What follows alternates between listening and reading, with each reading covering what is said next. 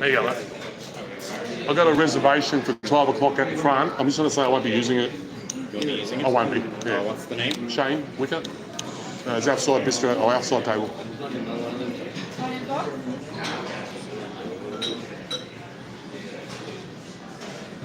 You don't find it? No, Shane Wicker. 12 o'clock. Thank you, guys. Have a good day, mate. I'll probably be better weather.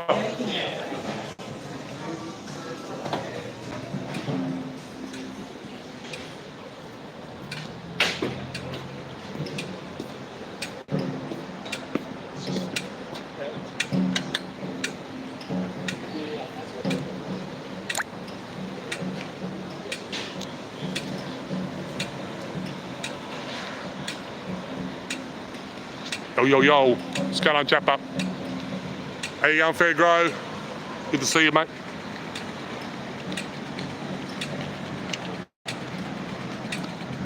So what we got here today is a One Nation party, no digital ID, but the digital ID has already been pushed through, so this is pretty much a One Nation, I don't know, vote drive, I'd say, yeah? Trying to get my support.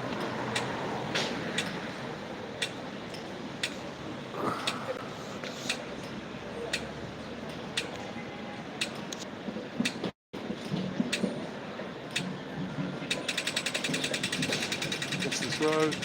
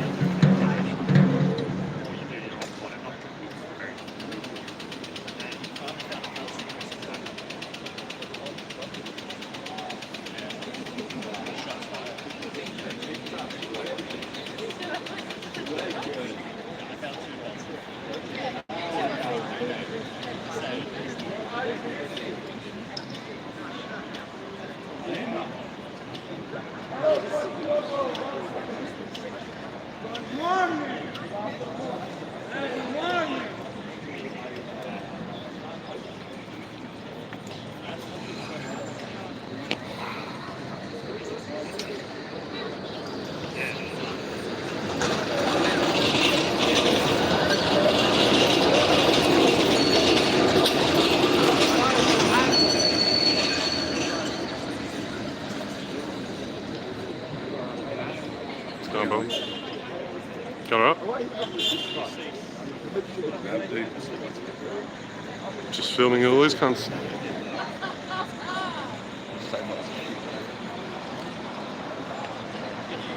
Like, if they think they're going to keep on smashing my equipment and all that and not come back and film them, you've got to fuck it. It's like a dog with a bone, dude. You know what I mean?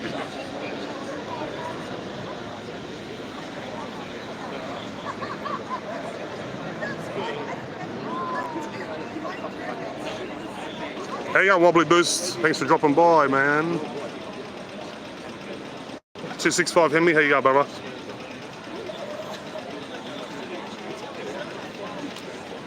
How you go, Daniel? Going good, man? Yeah, not bad yourself.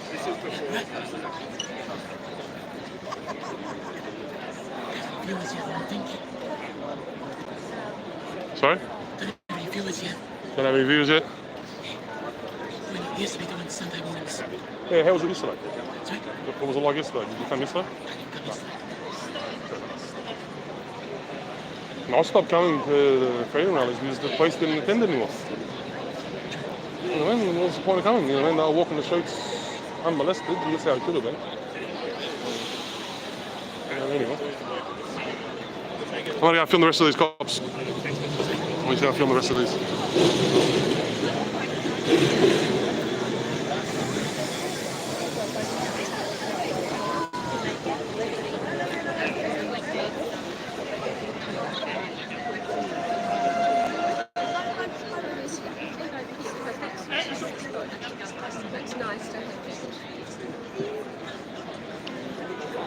Did you go with your shade, Nick? Did you find one? What's that? Did you get one? No, they said they did. They did. You need to pop the barber up.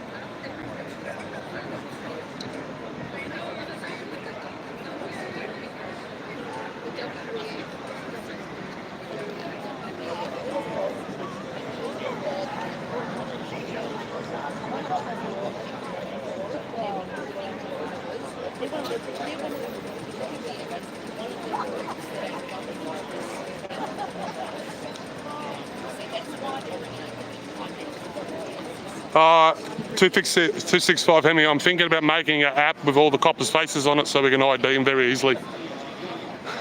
So I'm going to try and get as many photos of them as possible, and we'll just go and publish them and make an app. Victoria Police, I'd like to do a New South Wales for as well, Queensland, so I just got to get a database with all their photos on it, you know what I mean? And then we'll just start compiling them.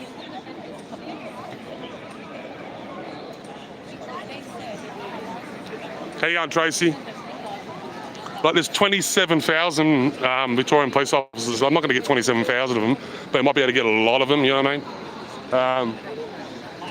Probably talk to someone, like people can submit photos or something. I've got to work it out, but I had that idea, you know what I mean? So the first thing is I'm getting a database, you know what I mean? So I've got to get all the photos at least.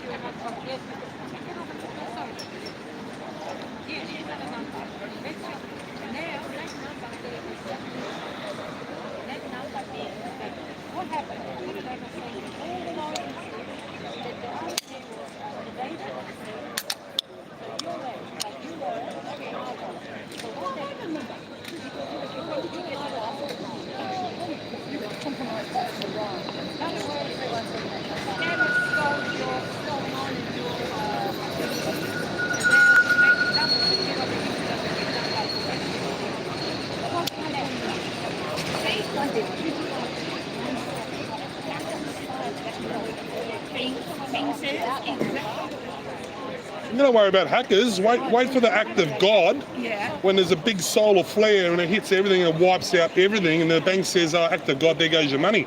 Yes, that's true. Exactly. And they Every 11 years there's a solar flare, and there was one about 33 years ago. If it had hit this way, it would have wiped everything out. So you say we're due for another one. Every 11 years, there's one coming out. Yeah, we're overdue for another one. So yeah, let's Act of God, act of God. Hey, act of God, and that's it. You got no recourse. I've just written to my mortgage broker company and asked about what happens to my mortgage, my offset, if there's force majeure? What happens if you go bankrupt? What happens to my mortgage? Are you using my title as leverage on your banking details? So I put it in an email, still waiting for a reply. You're not going to get a reply. But then I'll ask again. I've already rung them, and she goes, "Oh, I don't know the answers." Put it in writing. Put it in writing. Oh, hey, don't ring anybody ever. You want a paper trail? Yeah, of course. Every So day. I will give them another week, and then I'll ring up and I'll No, don't ring up. Email again. Keep it email trail. again, trail. keep the email trail. Because okay. eventually you can take it to the ombudsman or something, you know what I mean? And I want it in writing. But it's all in the system. It's all in. Yeah, it has to be in writing. Mate. Yeah. Yep. But then I said, act of God. You know what I mean? The They've force majeure is the act of God, exactly. And there's no claim. There's no claim. So we didn't know about the solar flare. Sorry, you lost your whole life savings. Yep. Oops. it's a possibility, isn't it? And they modified the bank bail-in laws, I think, in 2018. Okay. I don't know to what, but I think they're lining up their little ducks in a row. Oh, I love a lot of little ducks in a row. To Yeah. help relieve us of our money. Oh yeah. Yeah. Oh, that's very nice.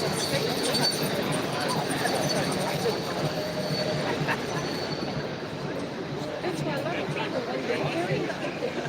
they're very knowledgeable and know a lot about what's going on. That's why I tell them about the rest, because people don't know that.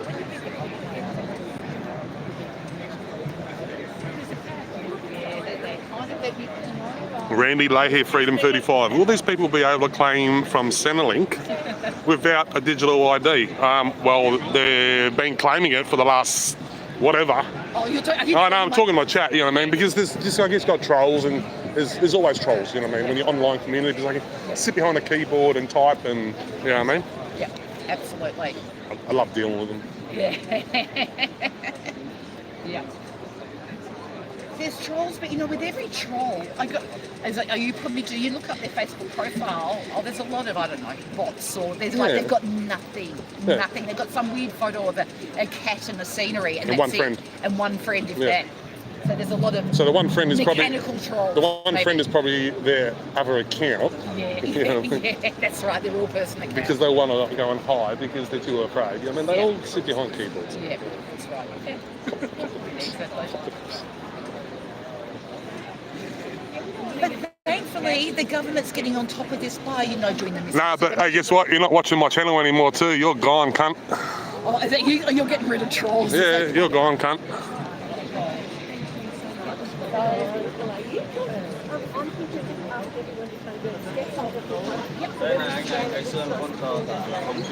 So I take out trash, just throw it to the side.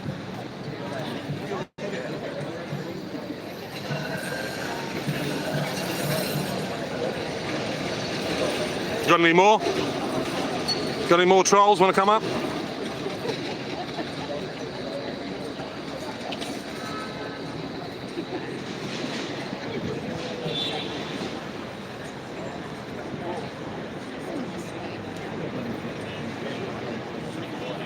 Hey, on a dash.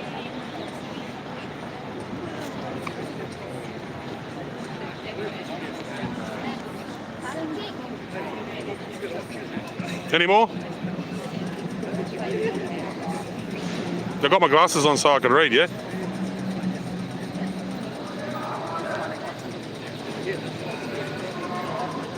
The news outlet, or is this private? Private, mate. This is a mobile phone, bro. I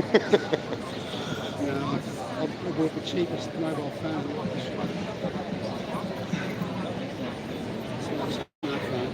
Oh, I keep on getting my phone smashed. Either by these guys here, by these fucking tyrants in blue, or by fucking left nutters. I saw a guy with down the the street, I saw a guy with a Palestinian flag. Any idea Yep. where they're rallying? Yeah, right here. They've been here for the last, I don't know, a couple of months. There's always a couple on the steps. Has the attendance dropped off? Who's this bloke? Skeleton. You know? Yeah, I'm good. Nick's around. Yeah.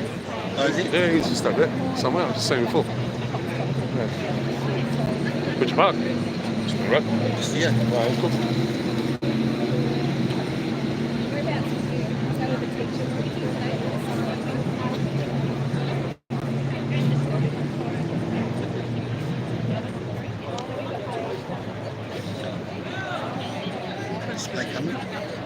I don't know. I didn't mention. He said he was going to come, but I went and cancelled my booking. I said, "Look, don't need it." Yeah. I wasn't here. Yeah, it was just that. There he is.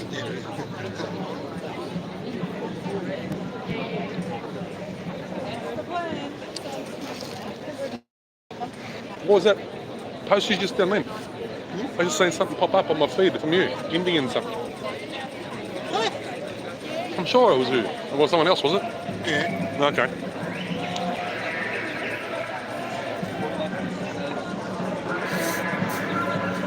What's that noise?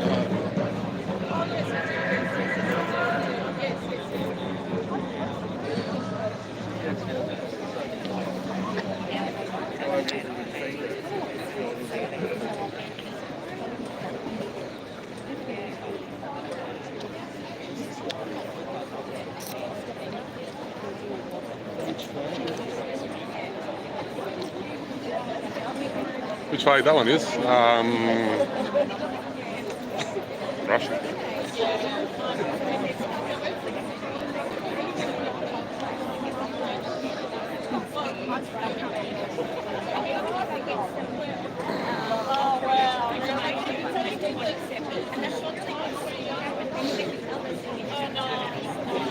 So this kicks off in the next, well, I said 11 o'clock, so it should be kicking off right now.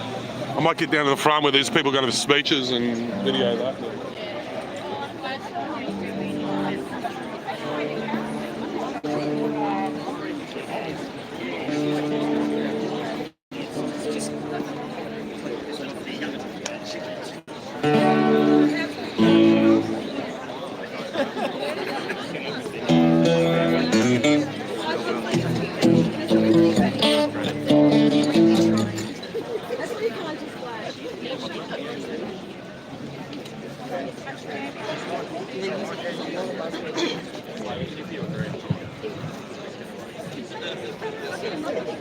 Good morning, everyone. Good morning, freedom fighters from around Victoria.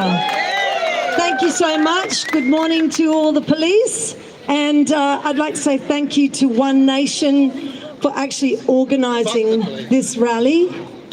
And my first question is, could you please raise your hand if you did not call your local MP or member for Parliament for the federal government? Can you just put up your hand if you did not ask them for digital ID? Can we get, keep your hand up. I'm just going to say, who did not ask for digital ID? No one. Okay. I can see people over the road. This is a really important point. If you are representing even a half the population of Australia or some percentage of the population of Australia, then where did the idea of digital ID come from? China! It's come from a foreign power. And we all probably know who that foreign power is or foreign powers.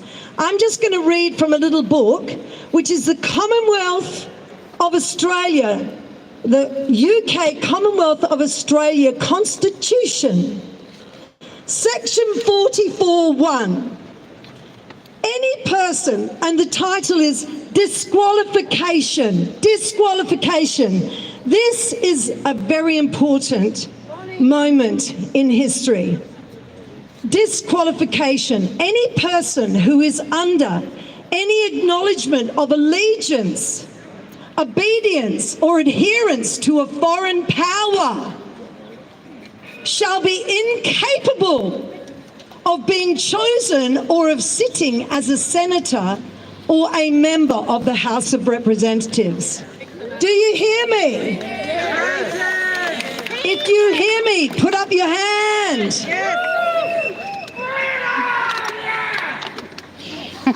Yay to you. So, if you did not ask your local politician, your federal member or anybody for digital ID, where's it come from? It's come from a foreign power. And as every person who's here today will know, they rushed it through the Senate, no debate. Is this Australia? It is treason. Dudes, take a look. I'm sure everyone here, I'm preaching to the converted, but what we need to do is go out and let people know this is our Constitution.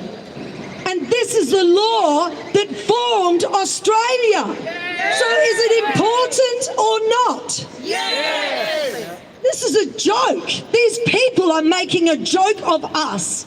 And the time has come to take a stand bigger than before. I was singing at rallies where there were probably 100,000 people. The media said there were probably 2,000. And we were there to stop the mandates. I'm the writer of a song called Hold the Line. You might have heard it. Yes. And that went all over the world. Hold the line.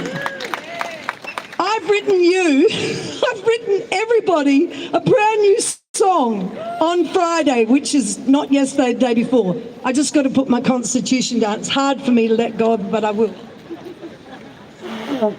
Okay, so this is a brand new song. So just realise that it takes a little while to learn a brand new song. So I have got the words, so please forgive me. I say I need a big band here, like the Rolling Stones. Anyway, no, not them. They're probably Cabal. But anyway, do you want digital ID with Big Brother tracking you and me, taking control of our society and every move we make?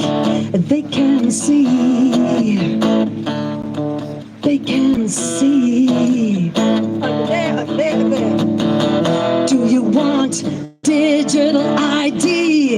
Is this why they brought in 5G?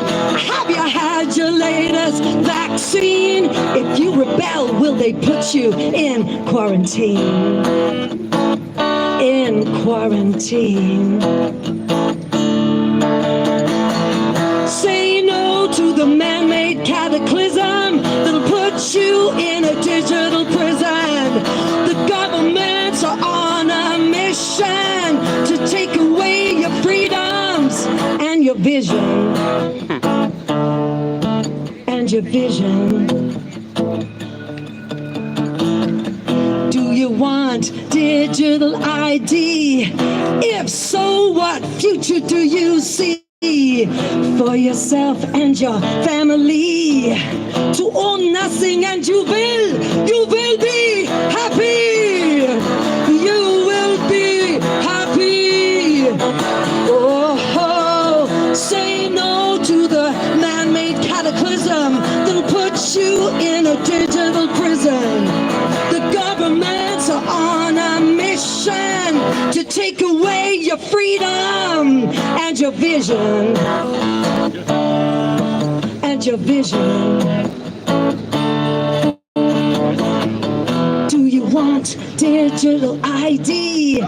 Eat bugs cause you've had too much beef. You've had enough and you want to leave. But you've been trapped in a 15-minute city. Yeah, in a 15-minute city. Whoa! Say no to the man-made cataclysm that'll put you in a digital prison.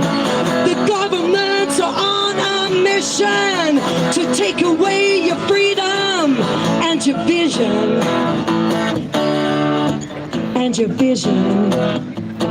Are you ready? Say no to the man-made cataclysm that'll put you in a digital prison. The governments are on a mission to take away your freedoms and your vision.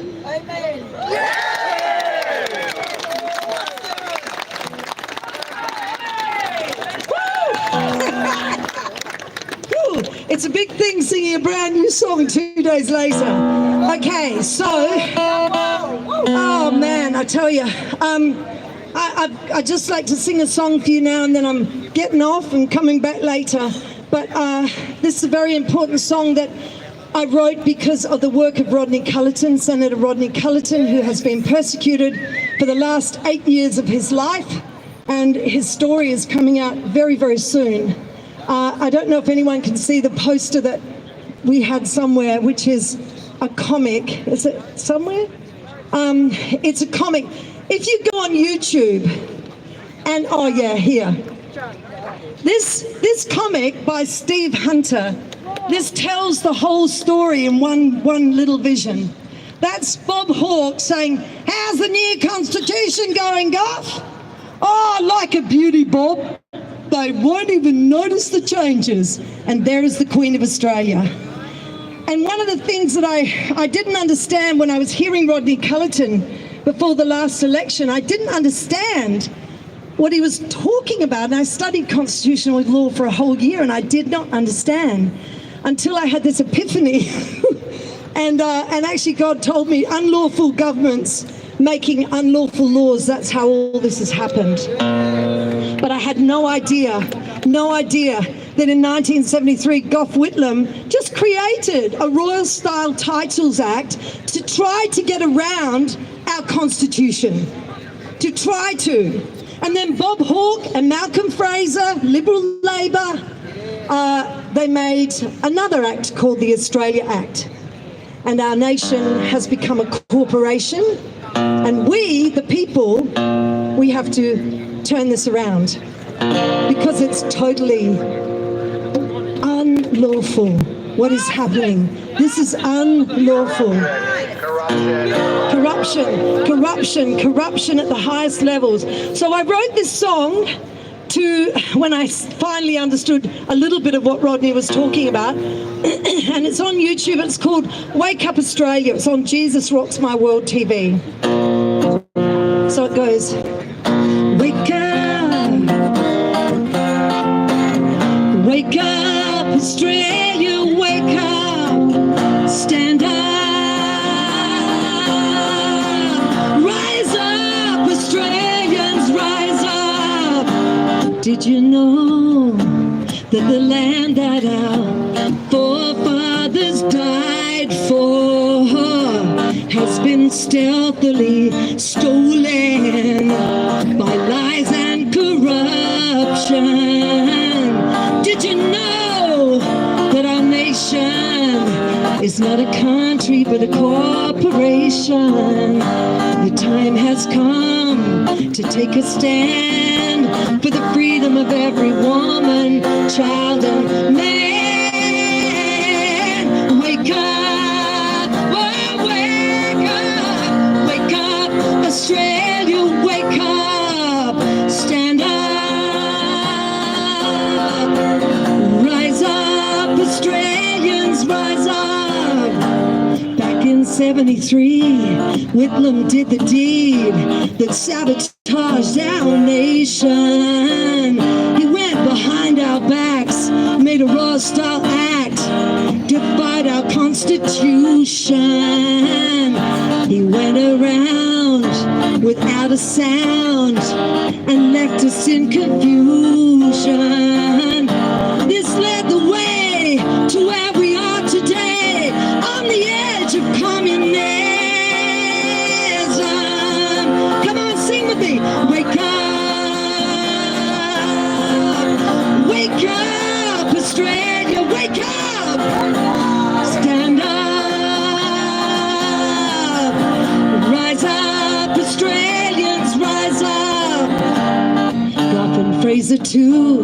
They fooled me and you, took away our rights and freedoms, yeah. Then came Bob Hawke with all his talk, made a hollow corporation with the Australia Act. Only the politicians backed without our knowledge and ratification. The time has come when we must be as one in the Commonwealth of Nations. Whoa, wake up, wake up, Australia, wake up, stand up, rise up, Australia, rise up. We've got to hold on to our sovereignty.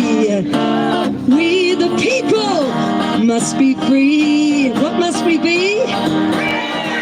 Free, yeah! Wake up! Oh, wake up, Australia, wake up! Stand up! Yeah! Rise up, Australians, rise up! Come on, sing with me! Wake up! Wake up! Wake up, Australia, wake up, stand up,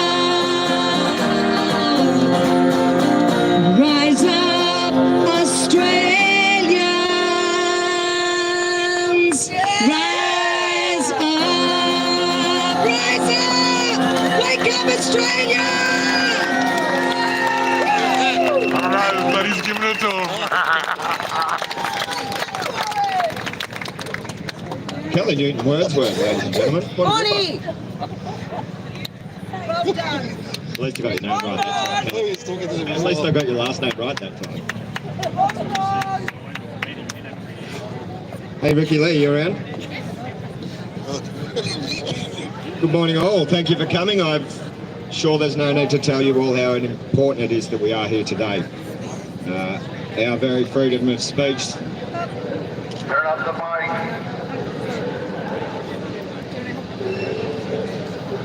Can you guys hear me? Yeah? Righto. Maybe I'm not loud enough.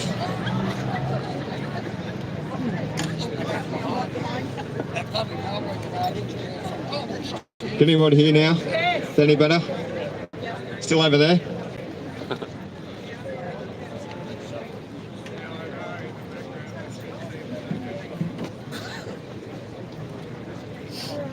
Is that better?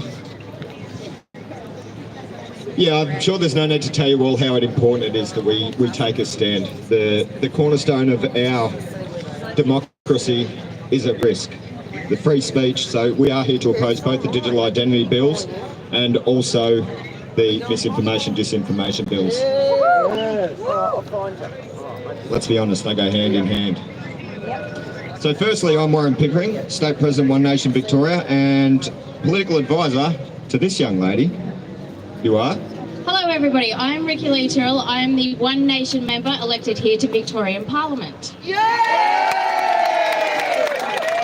you very much. Now, before I start, may I please clear up something?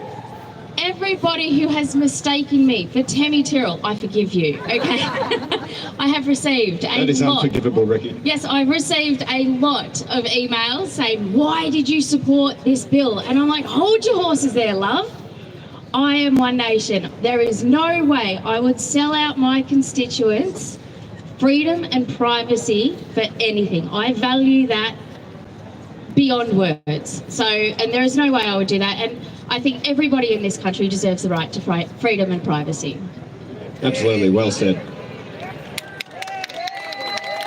You know, it's interesting. Ricky doesn't actually get a lot of airtime because we are obviously One Nation. So, you know, the mainstream media doesn't like to touch anything she does. But she's absolutely, in the last year and a half of having been in Parliament, she's not a wallflower by any stretch of the imagination. Yeah, no, look, I've come as a shock to a lot of people in Parliament. The one thing I have noticed is that I think I'm the only one who can still lay straight in bed. I haven't sold anybody out yet. Good girl. I don't intend to either. So. So anyway, before we continue, just a little bit of housekeeping. So we have informed Melbourne City Council and Vic Roads and obviously the police and PSL Parliament of this event. So, you know, if we spill out onto the road, so be it. But we do need to keep people off this platform, if possible, and less speaking. So do your best, but yeah, try and get off this platform as much as you can. Yeah, look, spill out into the street if you must. We've got that right. So take up the road. Remembering that we are a distinguished Take up movement, Parliament. so we clean up after ourselves. We are the civilised opposition. Let's not forget that. There's a line of coppers, and they just let people go up there and take photos. So that's two-tier policing, yeah? Exactly. Yep. Yep. You can hang around if you like, Ricky. Right, now there has been a couple of changes to our program, just a few elected members that weren't on the guest list that we were hoping would turn up, but there has been a slight change to our program, and as such we will, well, not unlike the Labor government. Can you not hear? Can anybody else at the back there not hear?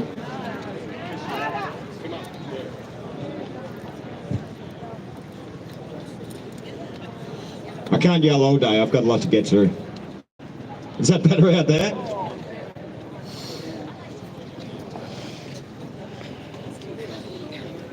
All right, is that better?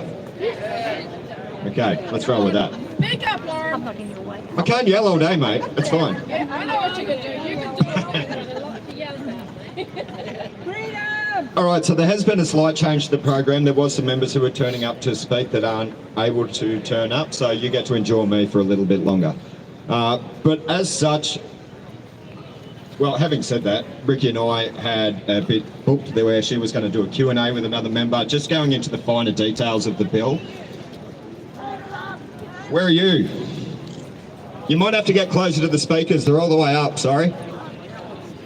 Yeah, just over the finer features of the bill, but I think, I believe Alex Antic and Malcolm Roberts have both been very vocal proponents against both of these bills.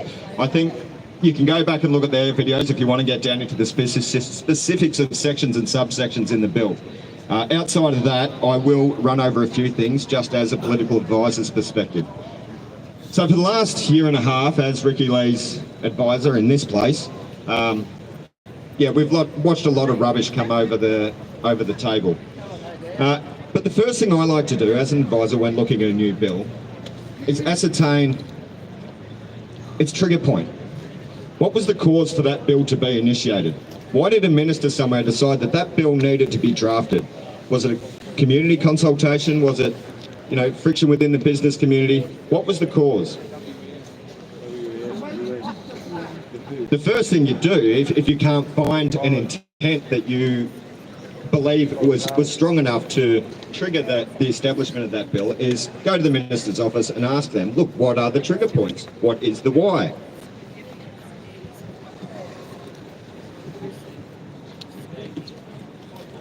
So, in downloading this bill and pulling it apart, that was the first thing I noticed. It seems to be the primary trigger point for this bill was a financial review from 2014. This is what the government claims. 2014, and you've waited until now. So that's my first red flag, if I'm honest. And then I'll dive into the bill, and the second notable thing about this particular bill is the size of the bill.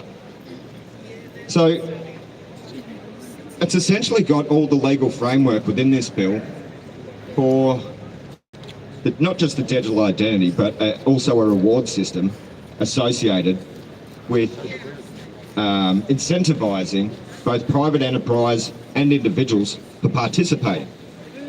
Now, the size of this bill is overwhelming. Usually, Vic Parliament, if you introduce a bill of this size, you do it in two components. The first component would be effectively introducing the title of the bill to the community to grease the path, or you might prefer the term lube you up.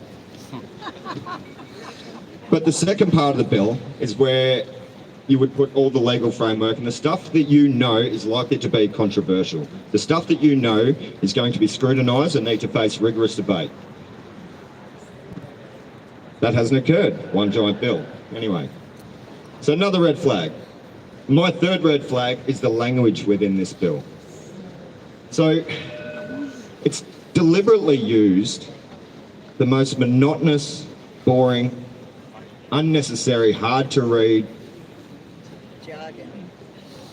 political terminology and legal terms known to man. It's completely unnecessary. It's almost impossible to decipher unless you've got a vocabulary of a writer, which I don't, by the way. So back to the first point, the intent of the bill. If there's no clear intent, there was no trigger point for the why as to why this bill was drafted, it raises the concerns. My primary concern, looking at everything through the lens perception of a conspiracy theorist, as we all should, is that this bill's come from higher up, which then raises the highly conspiratorial question, well, who's higher up than the Australian government? We know who that is. Yeah. The WEF, UN, all that lot. So on the second component, with the size of the bill and not breaking it into two separate bills and greasing a pathway, the only thing I can really think of is that Albanese Labor government never intended for this bill to face scrutiny. They never intended it to go through the Senate, the House of Review. In fact, I'd go as far as to say they compiled the other 8 or 9 bills or whatever it was to push through as an omnibus bill, simply so they could slide this one through and get it over the line without rigorous debate. And the third one is the language.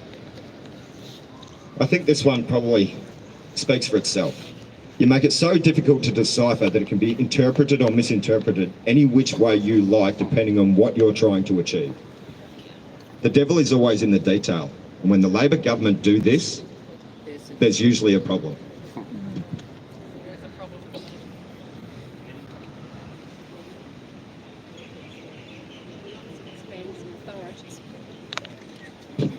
So we'll just run over one small part of the bill before I actually get on with my speech. This isn't my speech, by the way. So the AGDIS, or the Australian Government Digital Identity Scheme, I do like that they called it a scheme because that's what it is, let's be honest. They intend to make the bill intends to make the ACCC regulators of the AGDIS and expand the role of the Information Commissioner because they're already doing such a fantastic job. Both these regulators will have a broad range of powers under the bill, including to issue civil penalties. Make no mistake, this will eventually extend to encapsulate individuals and not just public enterprise digital ID service providers, but we all know that.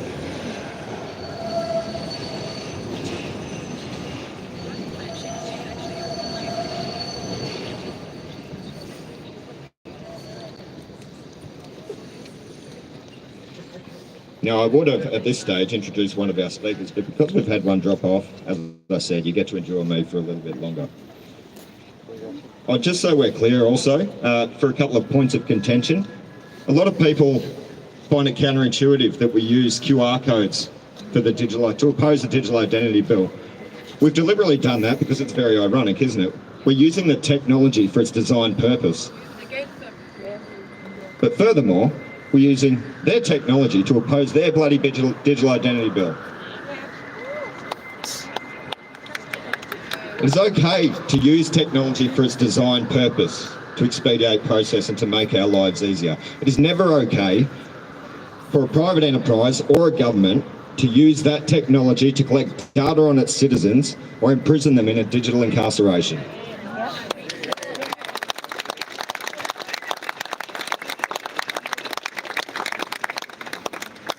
Another point of clarification. If Albanese turns up and helps himself to microphone, I assure you he was not invited. You can sort of hear. Don't worry, we'll give him one for if he turns up. Alright, so the Australian government intends to legislate itself as the self-appointed arbiters of truth. The self-appointed dictators of the parameters for what constitutes freedom of speech and free press. Just like a communist dictatorship, they'd like to force you to allow them to make all future decisions regarding your personal records and social media content. Contrary to that illusion, there is provision in this bill to make the digital identity mandatory for all Australians. Any government with absolute power will wield that power absolutely over its people in due course. We've seen it. So rather than explain the key features of the bill, I'll explain where it leaves us exposed and vulnerable to potential flow-on implications and misrepresentation and abuse. Now, the purpose of government policy is supposed to enhance and indeed serve the lives of the people it claims to represent. This policy falls short in every way.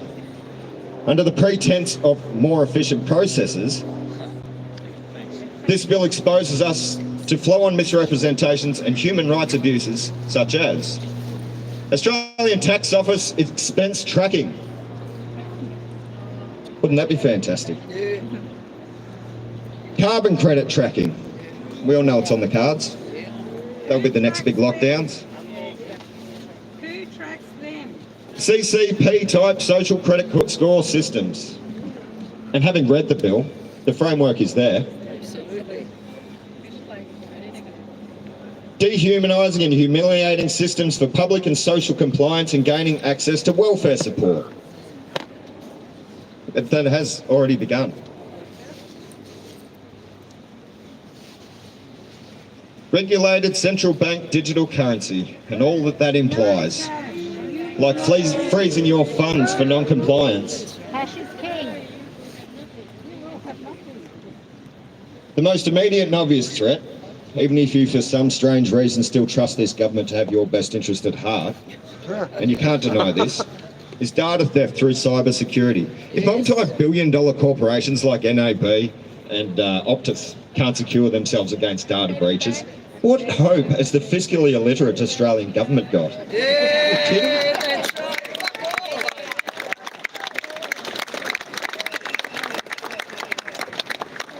He's a baboon.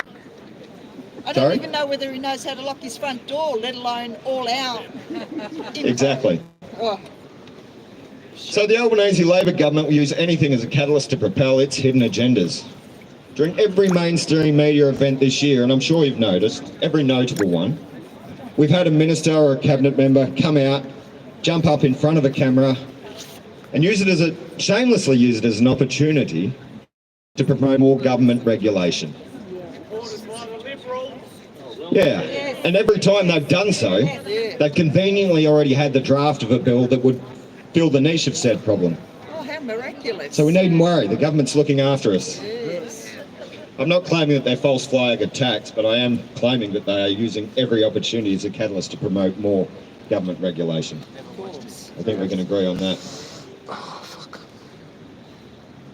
Oh, and on that note, I don't agree with everything the man does. Some of it terrifies me, to be honest, but God bless Elon Musk for his treatment of our Prime Minister the other way.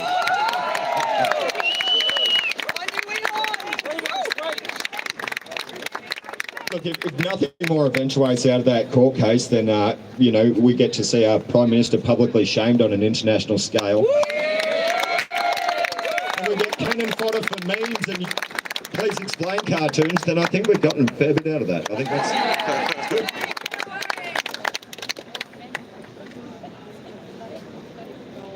So the preservation of a free society requires eternal vigilance.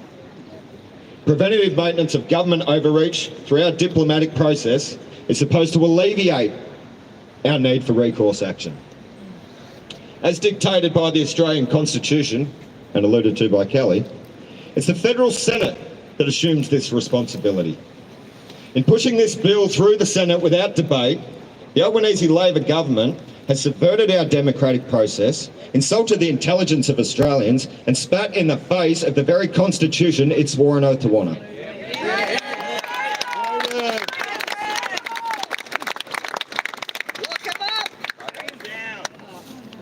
There is no provision in this for recourse in this bill, if and when the federal government does completely capitulate to the will of the globalists. When you consider that almost identical bills are currently before the parliaments in so many other nations, including, but not limited to, Canada, Japan, New Zealand and the UK, it becomes impossible to deny that a bigger global agenda isn't at work here. Exactly. Lockstep. To the globalists, I say this. In this fruitless endeavour, thank you, in this fruitless endeavour, you will never succeed.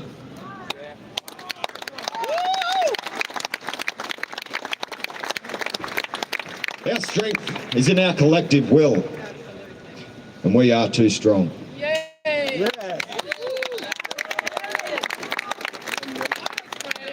We are united in the defence of our freedoms. The tools you use to perpetuate division have no bearing here. We transcend political persuasion, race, religion and gender for these, our shared values. We will never surrender to tyranny, and we will prevail. Never.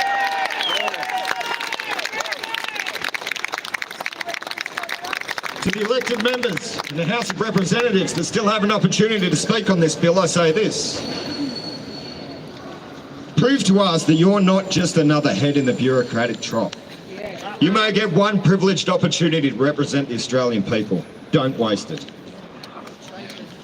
As we place ourselves between this figurative bullet and its target here today, we call on you to follow our lead and do the same. Because in this context, that's exactly where an elected member belongs. That's right. If you don't oppose this bill, then all future generations will look back from their Orwellian dystopia and ask why you did nothing. History will not be kind to those that allow these minute steps towards the ultimate erosion of our civil liberties.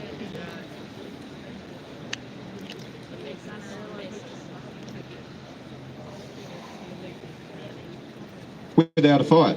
Lost my spot, obviously. Can you tell I'm not a politician, by the way? What is it? It's so humanising when you muck up. Ultimately leading to their digital and physical incarceration. That kind of lost its power, didn't it? You don't get to claim ignorance through benign complacency. We will hold you directly accountable for the erosion of sovereignty of the Australian people. We know who you are. We're watching your every move. We will fight back at every turn. And one way or another, you will face retribution.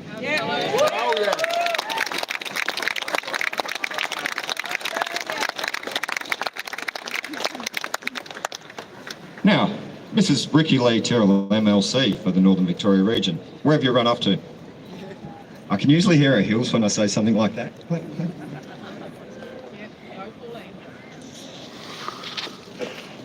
So this is where I was going to, Ricky was going to do a bit of a Q&A with another member, and that's where I thought the breakdown of the bill between members would have been a great idea. Do you know what? I think as I explained, Senator Roberts and Antic have probably done enough in that space, and you guys know where to find them. So, let's do a brief breakdown, Mrs. Ricky Lee Tyrrell, on what exactly happened. So when Senator Roberts first raised a motion to have this bill removed from the omnibus bill that was being slammed through the Senate, it received a lot of attention. However, it was voted down. There was a few members who supported it that we thought wouldn't. Other way around. Didn't support the motion that we thought would. Jackie Lambie and Tammy Tyrrell being one. Now what happened? What was the fallout of that for us? I know you briefly mentioned it earlier, but in the office itself. I was away from the electoral office at this time, by the way, so... I copped a lot of hate and a lot of anger and a lot of disbelief that somebody like me in One Nation would support that. Yeah. And what's interesting is Ricky's other advisor, Danielle, oh, that girl has a short fuse. She's got some fire. And even she rang me saying, you got to do something, you got to make a video, you got to do something. It was pretty exciting times. No, look, I personally replied to each email myself, just so they know that I am a different person to Tammy Tyrrell, a much different person. And like I said before, I'm not going to sell you out. She did. Yeah, 100%. Look, and another interesting component to that is the fact that you did take the time to reach out to every single person. You could have filled out automatic fields and create an auto-generated response to every email, but you didn't. It's that personal touch that makes a difference. That's what we're missing from our politicians. Yeah, look, it meant a lot to me because these people were really worked up and they deserved to hear the truth from me. So that's what I did. Yeah, good work. All right, so we'll move on from that briefly. So, all right, firstly, what is an omnibus bill? So an omnibus bill is mainly supposed to be an administrative bill, like where it's just normal little things like commas and that they're being redone. But an omnibus bill these days, we know that we've got to look for the dirty demons hiding in them. That's where the government is going to slip some really nasty legislation through. Yeah, we have noticed that already. So how common have they been in your year and a half career as an elected member so far? We've only had a couple so far, but thanks to Warren here, we went over them with a fine-tooth comb and we made sure that we voted accordingly. Yeah, it's not always easy, as I mentioned before, because the language is complicated in some of this, and they do write it in such a way that it can be interpreted multiple ways, which is problematic. So you never know when you vote on something if you've 100% voted the right way. It takes a bit of work.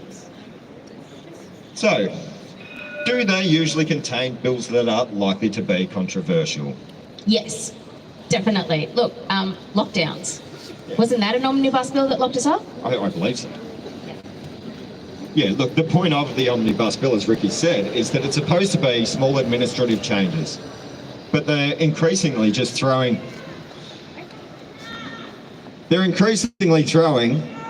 more and more controversial bills in the omnibus bill. If you can't hear out the back, feel free to come up closer. I'm all the way up.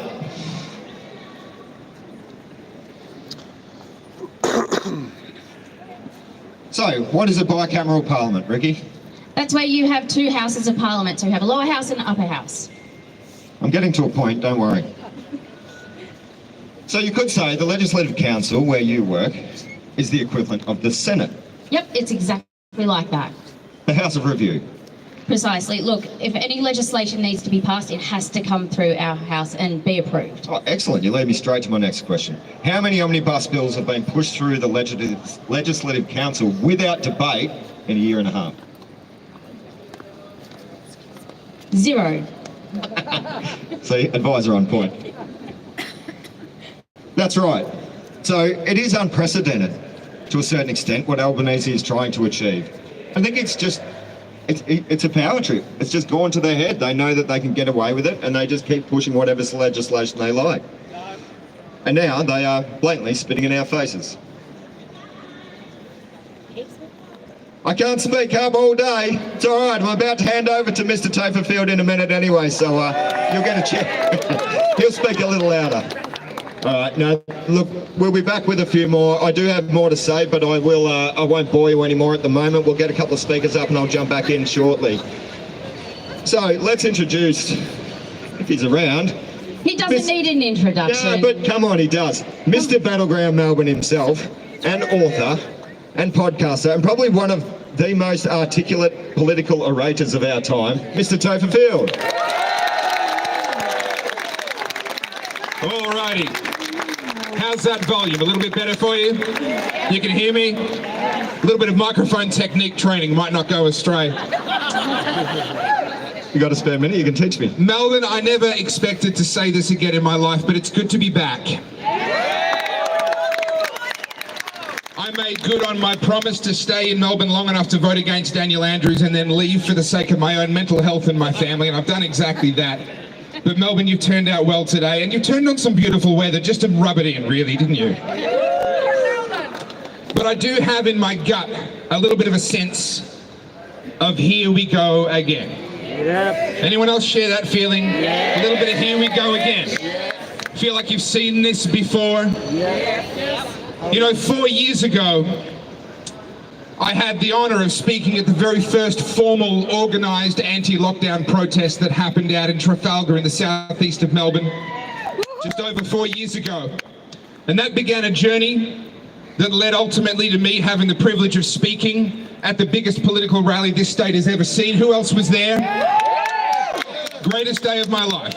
I said that to my wife. She said, actually, I agree with you, and it was the most satisfying as well. Not sure what she meant by that.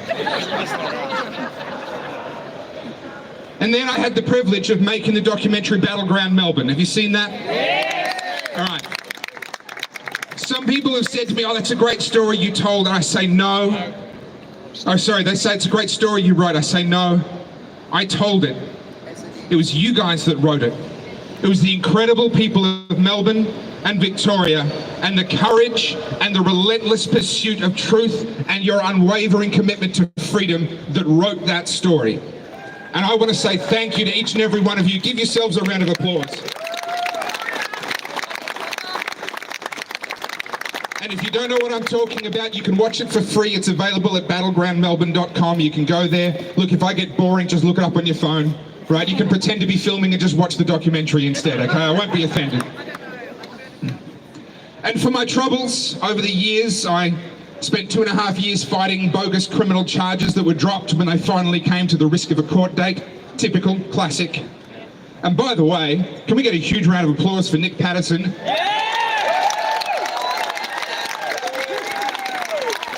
This man is 3-0.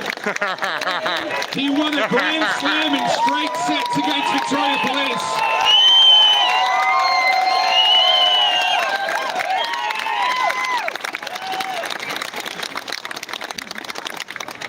I've been called every name under the sun. I know most of you have too. Been called a granny killer. Been called a neo-Nazi, which is kind of weird because I'm the most pro-immigration person in the city. One of those crazy, weirdo, random, open border libertarian types. I wouldn't get along with a lot of other people on that, but hey, that's what I am. Apparently, I'm still a neo-Nazi somehow. Somehow. Figure that one out. Here's one. I've been called a cooker. Yes. All right. You know, I've been called a cooker so many times, I'm thinking about writing a cookbook. Fuck the cookers. It'll be called Recipes for Revolution. And it'll have all of the necessary ingredients so that you can prepare for civil disobedience. Because I got some news for you. The government is not going to back down anytime soon. See, there's an interesting historical fact. We're not either. That's exactly right. There's an interesting historical fact. Throughout all of human history, you can look at every single system of government and every single civilization and you will see a theme. They are trying to design a system of government where the government cannot become a complete and total tyranny. They're trying to keep the government's power limited. And we can see that from the Roman Republic, which fell into the Roman Empire. We can see it in ancient Greece. We can see it throughout civilizations around the world. They have formed and tried different ways of keeping the government's power limited. They've tried things like constitutions or bills of rights. How's the American Bill of Rights working out for them right now? Not so good. They've tried separations of power, where you're supposedly going to have different branches of government holding each other accountable. You might as well have different branches of the mafia trying to hold each other accountable, for all I care. And the sad reality is, every single technique that we have tried, including, unfortunately, voting, where you get to choose who your master is going to be, unfortunately, none of them have succeeded over the long term at protecting freedom, at protecting the rights of the people. Every single one has failed. So where does that leave us? Does that mean we're also doomed to failure? I don't believe so, because there is one thing historically that works. One thing and one thing only. And this is true throughout history. The only thing that limits the power of government is when the people reach the limit of their obedience.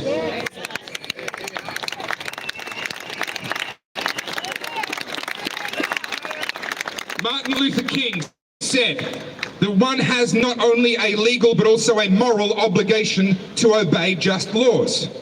Conversely, one has a moral obligation to disobey unjust laws. This is not a new idea. This has been around for thousands of years, and in fact, what's really funny about civil disobedience is everyone looks at it in hindsight and honours it. Mahatma Gandhi, Martin Luther King Jr., person after person, oh yes, we can see that they were right. No, you're a moral coward who can see that they won. Yes. And if you'd been alive at the time, you would have opposed them tooth and nail. That's the reality for most of the people that we live amongst. And it takes a rare few to have the moral clarity to see and the moral courage to do. Yes. But those few are the ones that change history.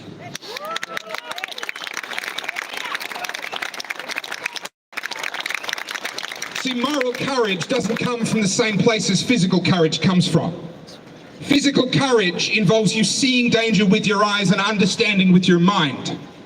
Moral courage requires you to see with your mind and understand with your soul. You have to understand at a deeper level what is at stake. You have to put aside all of the things that you can see. I learned how deceptive eyes are when I spent a week in Caracas City in 2015. This is Venezuela. Inflation was running rampant, tens of thousands of % every year. People would line up out the front of supermarkets at 4 o'clock in the morning in the hope that when it opened at 7, they'd be one of the lucky ones to get inside before it ran out of eggs, or it ran out of butter, or it ran out of milk, basic staples.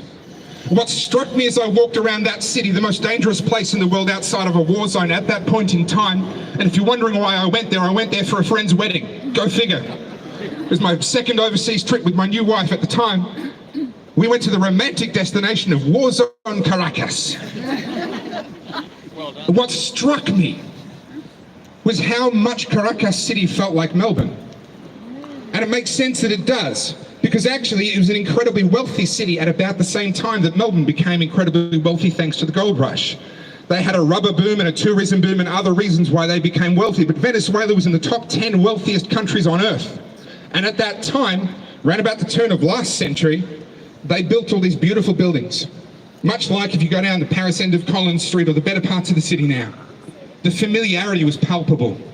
And if I just looked away from the despair that was happening at ground level and looked up at the architecture and the beautiful sunshine, I could convince myself I was in paradise.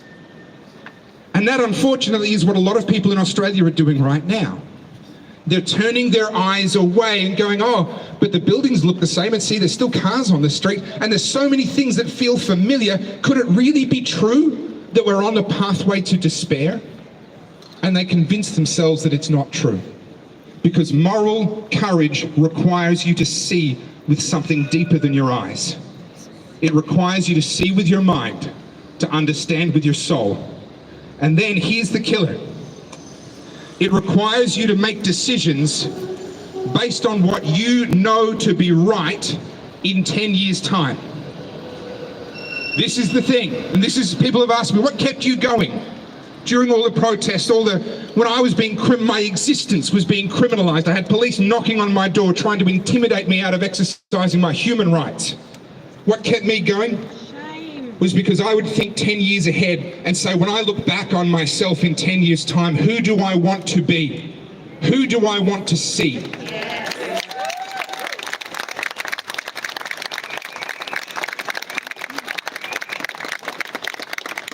I'm not going to sugarcoat it. We face an even greater test ahead than the one we've already endured. And whilst many have woken up and many are getting active, unfortunately, you can see if you look around, there's a lot of people who should be here that aren't. Yes. We're not about to win this fight overnight. But what's funny, in nature, if you put a great big rock over a tiny little seed, give it enough time, what wins? The seed breaks the rock in half. And life, to steal the words of Jurassic Park, life finds a way. Well, freedom finds a way too. Yes. And our job in this moment is to have that seed in our hearts, to have that life in our hearts, so that no matter what the idiots in Canberra do, no matter what the morons in Spring Street, with a few exceptions, do, we still stand for freedom. And we still see with our mind and find courage in our soul so that we can be proud of who we were in 10 years' time.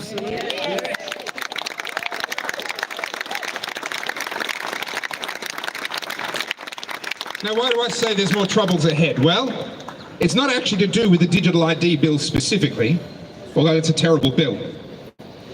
It's the fact that our politicians are not responding to our wishes with this bill. You know, there's a funny thing that I didn't see over the last 2 years. I never saw a petition full of people saying, hey government, can you please give us a digital ID? It would solve all of our problems. Did you guys see that petition? Did you sign that? I didn't see it. And I never saw a politician go to any election, state or federal, saying, hey, vote for me and I'll give you a digital ID bill and all your problems will be solved. There is no mandate for this. There is no appetite from us for this. It didn't come from us. So who did it come from? WES. Where did it come from, and what does that say about who our politicians care about? That's the problem. The problem isn't the bill specifically. The bill's terrible, don't get me wrong. But the problem is that they're not getting their ideas from us anymore. And they're not representing us anymore. And when that happens, you are unfortunately left with the historical reality that only one thing will bring them back into line. Only one thing will limit their obedience. And that is when the people reach the limit of their obedience to the government.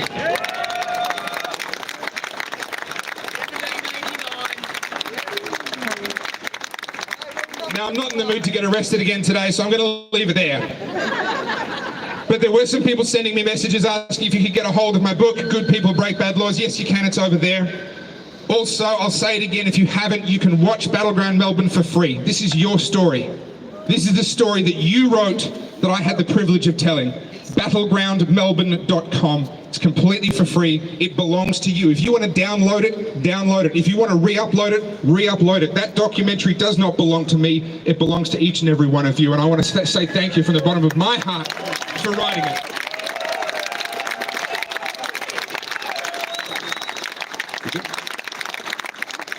And thank you so much for being here to say no to the digital ID bill. Thank you.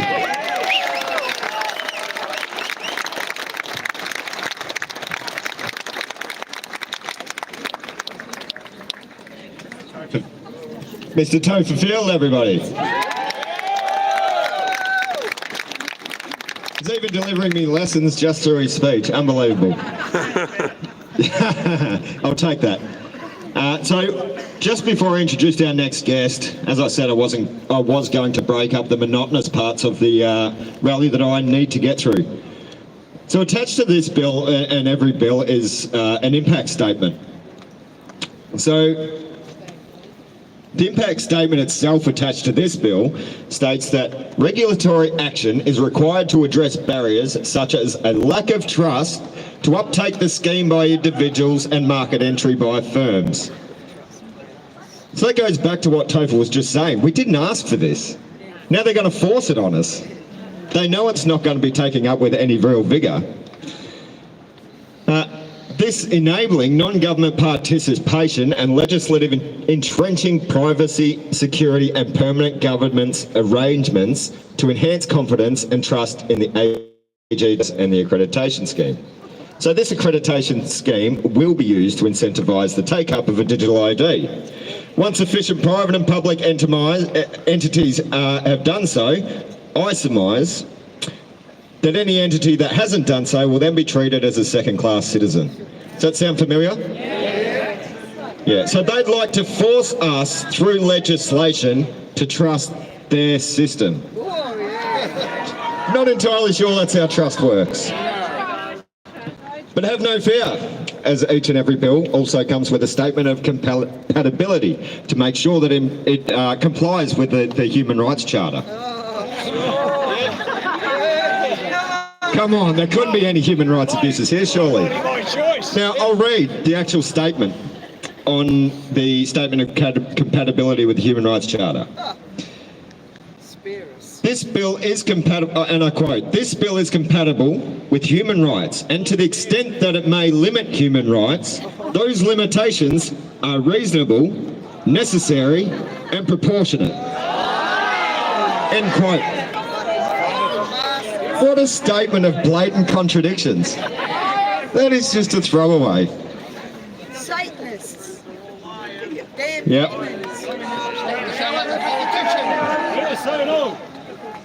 Our next guest, so Morgan Jonas sends his regards. He had to pull out late. He's got a personal issue he needs to attend to, and obviously life comes first. However, he has sent his Eastern Region Manager, Mrs. Leonie Blackwell. She's a good friend of mine, actually. We come from the same town. Yeah.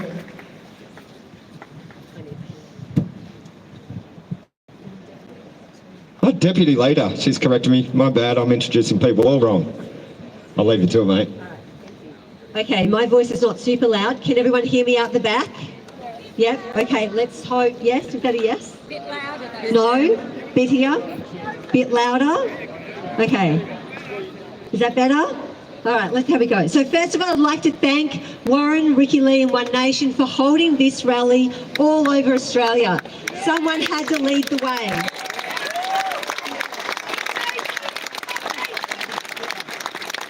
Second, I'd like to thank all of you for coming out, because if it's not for you, then we don't have anything to say or do, because we've got to have people behind us. So thank you all for being here today. All right, so it's done. The Digital ID Bill has actually been passed. The thing is, to get it through Parliament, as you've heard over and over again, they had to ram it through. They snuck it in. They didn't allow debate. They didn't actually allow any questions to be asked. Well, I'm going to ask the question, what do you think about that as a way to serve us as Australians?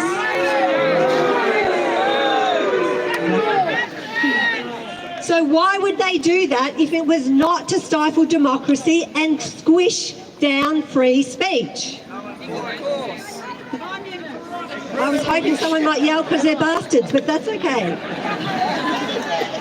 Yes, thank you.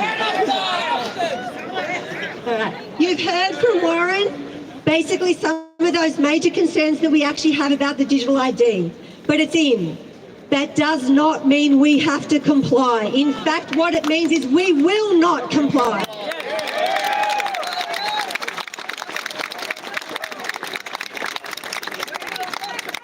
This legislation is about control. We know it. They know we know it. It's about tracking you. It's about making sure they know everything about us so they can control us and punish us if we dare stand on the steps of Parliament and disagree with them. Do not forget that as much as they tell you that this is for your safety and your well-being, it is not. It is for them, it is for the WEF, it is for the WHO, it is for the UN. They're not doing anything for us these days, they are only taking care of themselves. That's him. But here's the thing, history shows us very, very clearly that tough times create strong people. Australia has been, as Topher referenced, an amazing country to live in.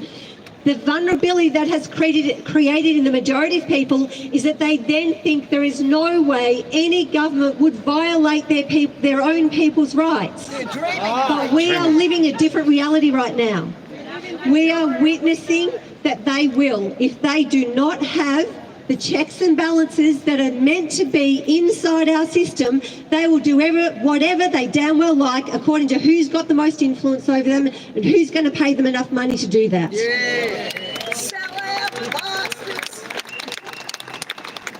The thing is, things are changing. We're here, we've been in the streets, we've been protesting for ages. We're all over their power plays. We actually know what's going on, and more people will start to wake up as times get harder, and they are going to get harder. We have to be here to lead the way. Every single one of you in this crowd today is a leader in your own right, in your own families, in your own communities, in your own workplaces, within your own social groups. We are ready.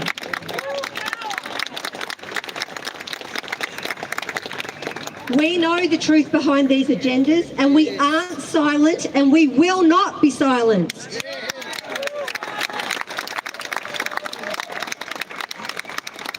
You are the inspiration for every single one of us standing up here today, and you are the inspiration for your friends, your family, and your colleagues, because as they become more aware, you're ready to explain to them what they missed. You're ready to tell them the truth. And nobody who is on the dark side, on the evil side, want the truth to be exposed. They never have, but we are speaking the truth. What is absolutely fantastic today is that everyone's coming together. So many people have said it for so long. We all have to unite. We have to put political differences aside and come together. So I, as the Freedom Party Deputy Leader, I'm thrilled to stand here on this stage with other political parties, with other community groups who are committed and passionate about making sure that our freedoms and our rights are upheld at all, no matter what. I better not say at all costs, just in case I get asked. The reality is we will not go quietly. We will not comply. We will stay united against the common enemy, and we need to be really clear about what that common enemy is. It's totalitarianism. It's all part of it. Today, we are going to gather to support each other, and we will navigate this road of non-compliance. It isn't always going to be easy, but we have each other and we've got each other's backs.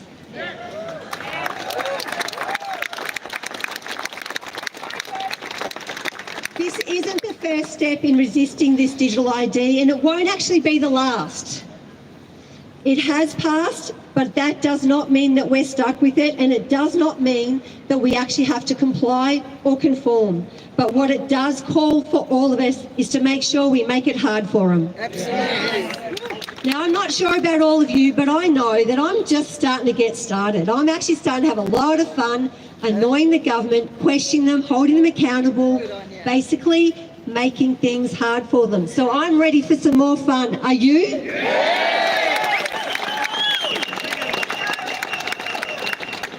So after today, go speak to everyone you can. Join a political party that's aligned to your values. Get active. Write to your local politicians and tell them that you're not going to sign up to this. I mean, they can't make us sign up to it.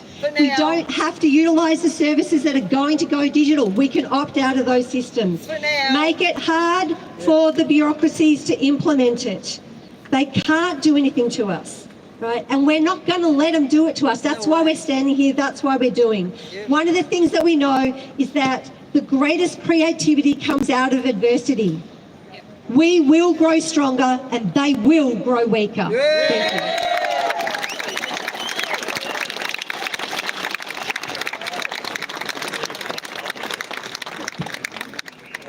Thank you, Leonie Blackwell.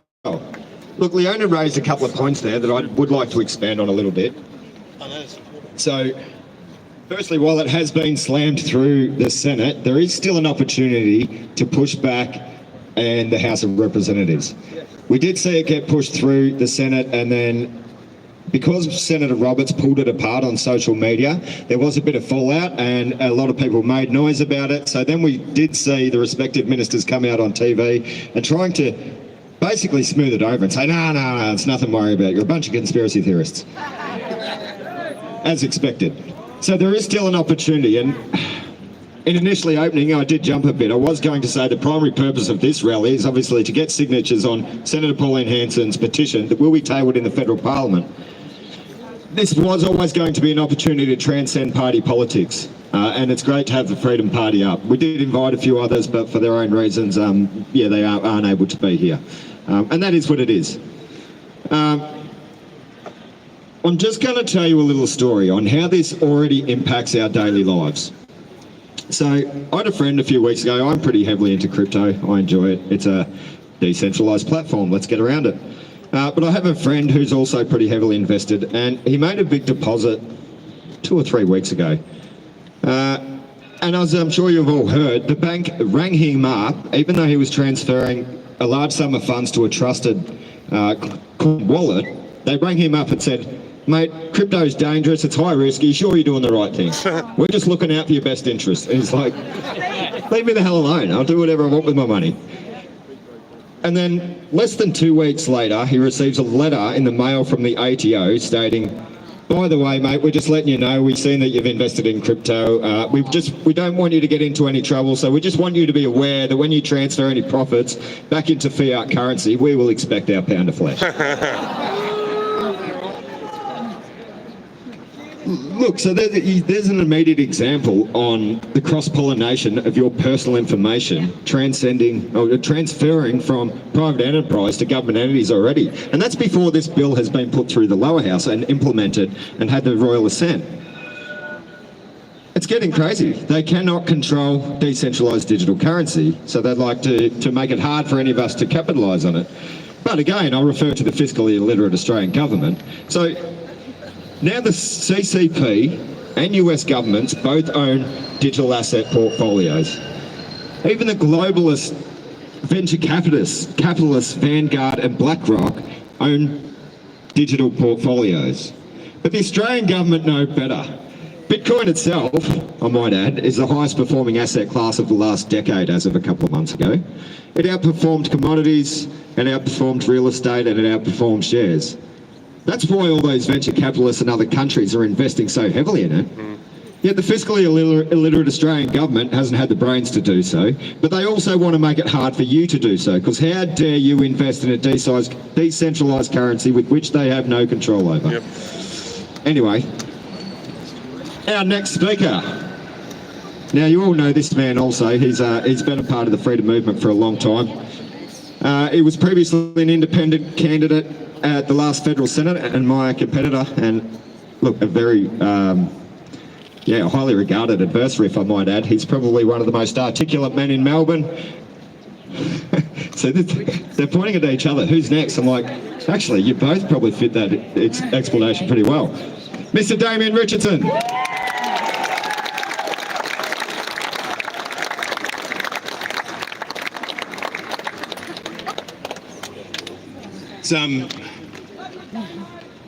I love you too. It's like being back in 2021 in a way, isn't it? It's a little reflection of it. I looked at the coppers and I don't think there's any left over from 2021.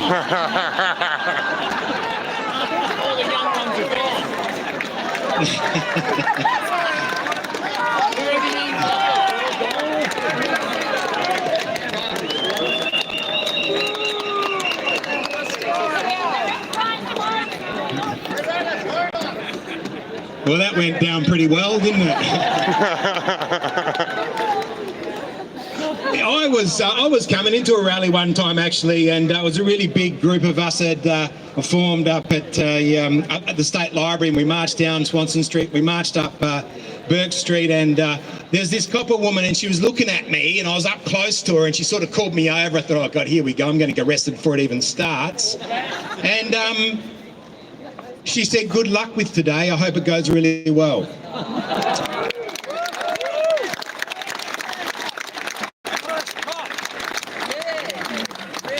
I'm sure she didn't get that from Shane Patton.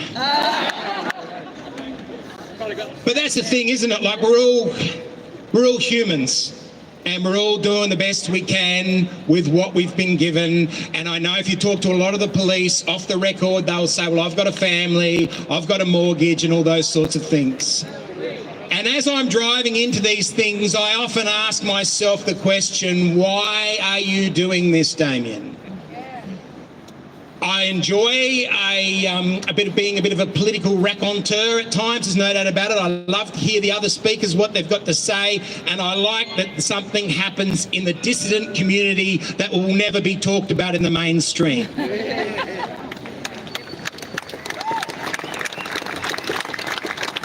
But I also get concerned with the destruction I may well be causing to my career, or lack of career that I have. Thanks, Jane. I'll tell that to the bank manager. Jane said, oh, well, never mind. How's that working? But,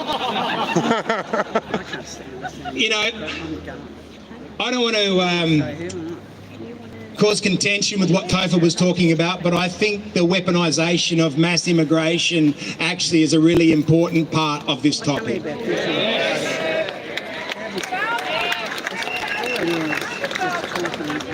Because they're changing the fabric of the culture. The globalist agenda. That's what I was just about to say.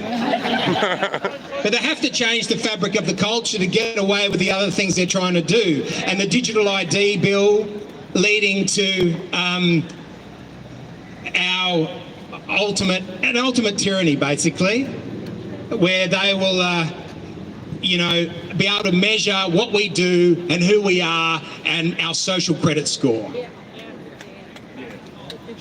And they need immigration to break down the community that will stand against it.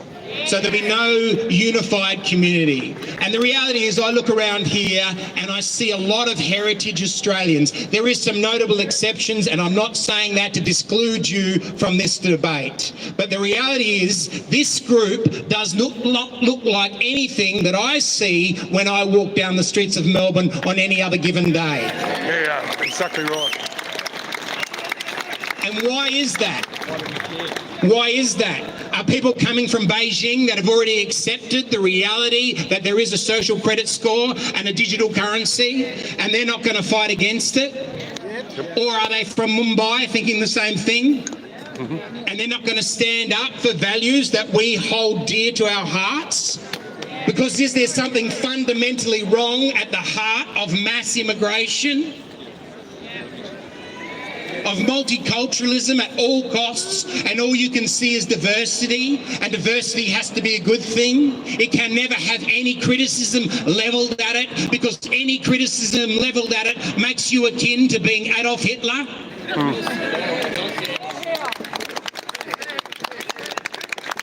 And it's perverse to talk about it, but it's the truth.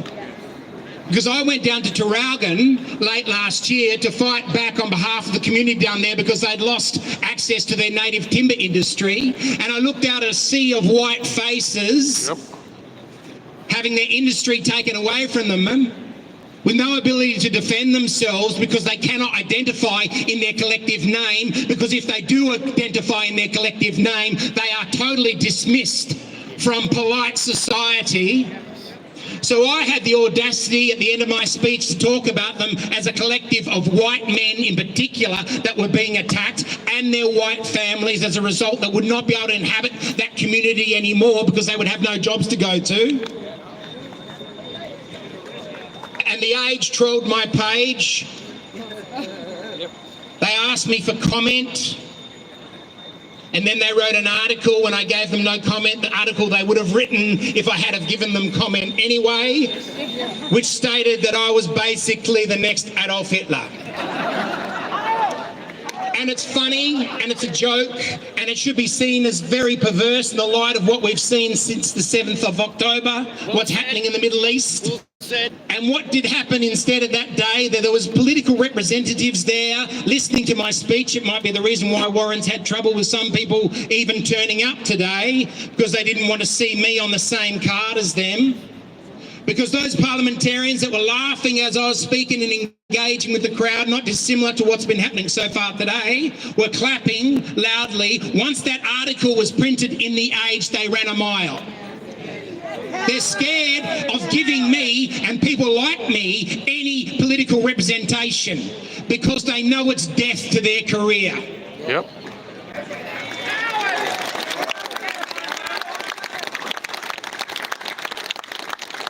And these are the people we're meant to champion as being on the alternative right in far as the parliamentary process is concerned, because they know full well that the parliamentary process has been cucked since the loss of the Second World War for the Germans, basically, because now they use that same narrative against us.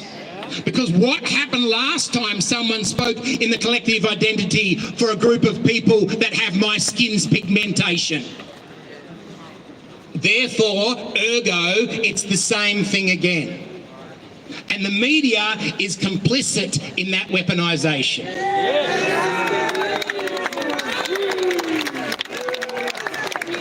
And I've heard Alex Antich's name mentioned and Malcolm Roberts, and these are notable exceptions, but these men also know the limitations of their role inside of the parliamentary process. And if they were to step outside of this so-called Overton window, this meta-narrative by 1 or 2 inches, that their own party, those other people lining up in that party who want their plum job in the Senate, would use it against them to get rid of them, so we could have another cuck in the parliament that cannot dare represent your people's collective interest.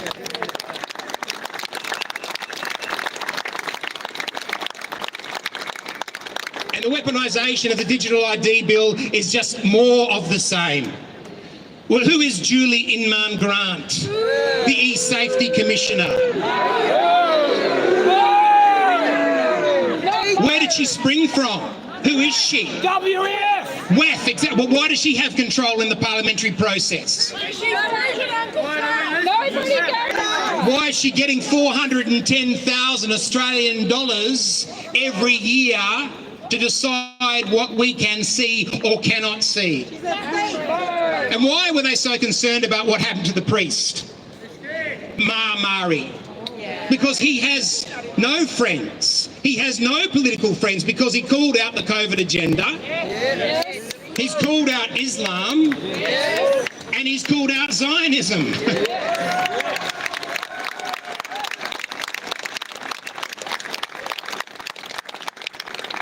And I must say I have absolute respect for the faith of the man who goes back to the word that he obviously finds contained in the gospel for him, to give him the strength and the courage to stand up for truth.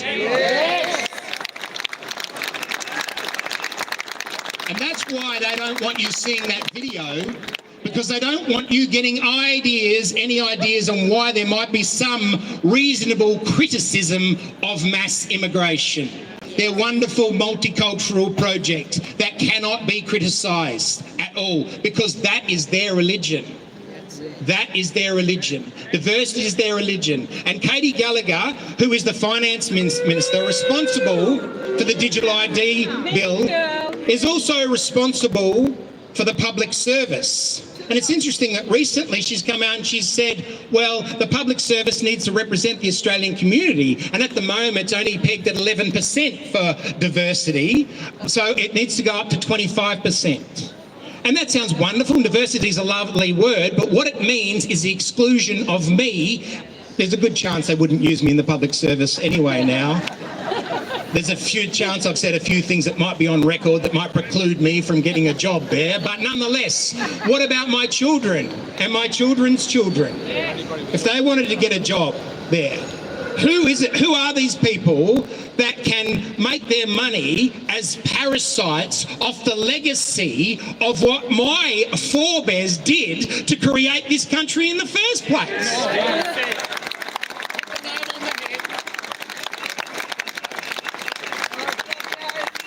And how dare I talk about it, unless, of course, I'm full of shame and apology for talking about it? Because of what will supposedly happen to the Indigenous people on this landmass, supposedly, through a Marxist education system deciding what history will be so they control the present and then control the future. And in the meantime, they can divvy up as much as Australia as they want and sell off parcels of land for as much money as they possibly can to millions of people from all corners of the globe, and somehow they're not responsible for the destruction of Indigenous landscape. What a perversity. But don't see it. Don't see it if you want to keep your job. And that's what the digital ID is about, ultimately. It's about constricting your freedom of speech. So you know your freedom of speech is constricted. So whilst you might have these thoughts in the privacy of your own home and amongst your loved ones, you will never dare utter them in a public arena or a public forum. China!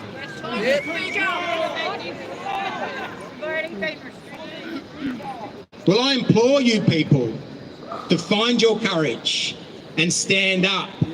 Got my friend here from Poland with solidarity flag up there.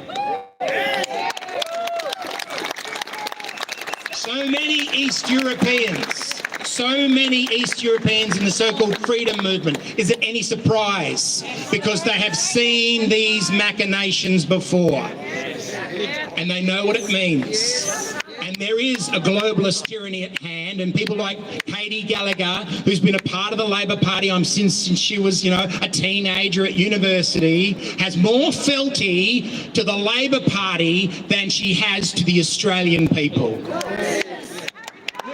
And don't think that Peter Dutton will prove any different. Exactly. Worse, actually. So I think you need to know the nature of the battle you're engaged in. It's almost in many respects a forlorn hope because they do hold the heights. They hold the heights of the media and all the institutions that ultimately run upon an anti-white narrative because of your white supremacy, your inherited white supremacy. They should have told that to my grandfather when he was fighting with the 2nd 43rd against Rummel's divisions in Tobruk. And his mother asked his older brother to go over there to look after him to make sure he was safe. He never met his older brother because his older brother got blown up before he had a chance to see him.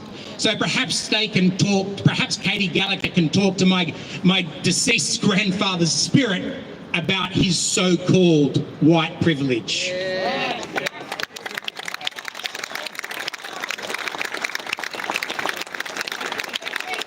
And that, my friends, is the narrative that has to be smashed, because that is the narrative that all the other globalist narratives are predicated upon. Lockstep.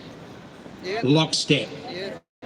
So don't be afraid, and don't be ashamed to call it out. Because I've been calling it out for a little while now, and I'm still here. Yep. I'm still alive. I'm fed. I'm watered. Apparently I'm appreciated as well, so.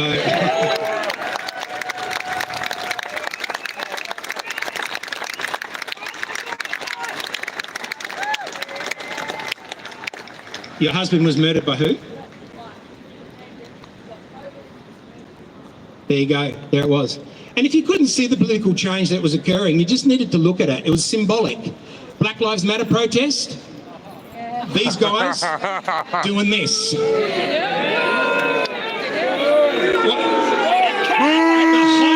At the height of the restrictions, the so-called freedom movement, the right-wing fascists, or whatever they called us. Thanks, Sally McManus, for that little epithet. That was very nice of you. Another parasite. You guys were granny killers. And that was the political changing of the guard. There's a great philosopher who said basically pandemics are a portal into a new future for the world. They're a portal into a new future. We cannot pretend that we will not be part of this new future, or we can turn our backs on it, but by hell, we can have some design on how it will be orchestrated.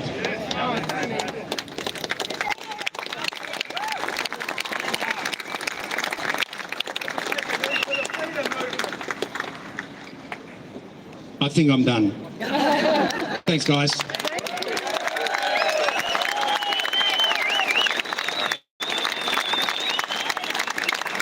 I hope this guy's not following me home. I really do, because we've got a panel van with my name written on it.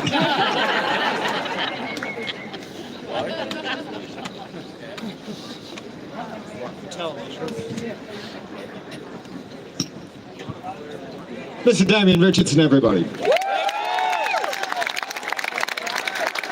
It's gotten so challenging for the man to find work, he's had to create his own podcast, and you can follow along at damienrichardson.online. Look, we do have one more speaker. Look, and I believe this man is probably one of the most polarising men of the divisions associated with the last few years. He's incredible. His recall knowledge of the Australian Constitution always just blows my mind. He's just fresh off the back of a recent legal win, and Look, I think he stands as a testament to all that through sheer power of will, we can prevail. Mr. Nick Patterson.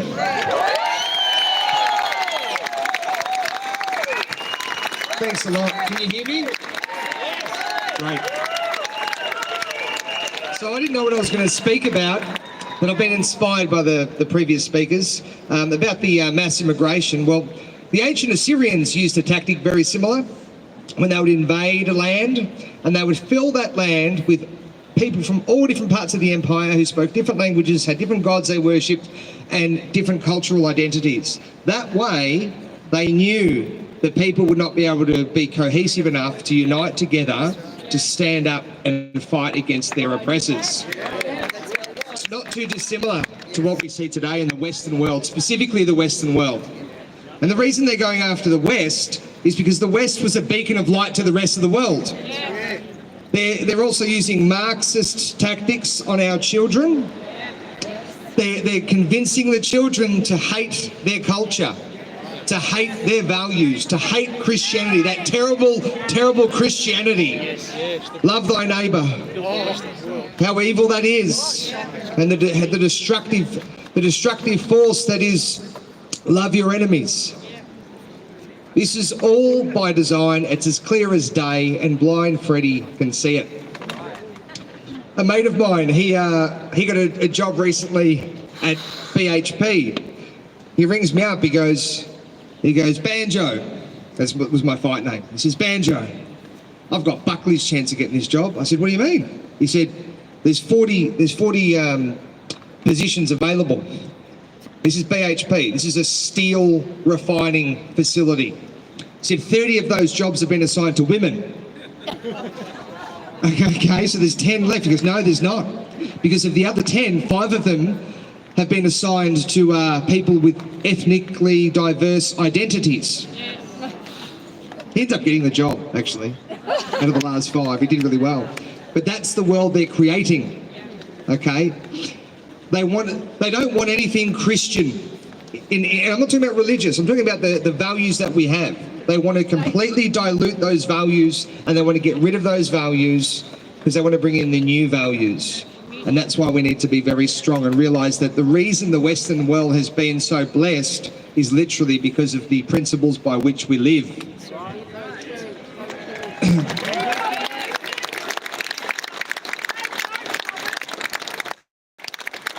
Now, that wasn't what I was going to speak about. I wanted to speak about freedom of speech.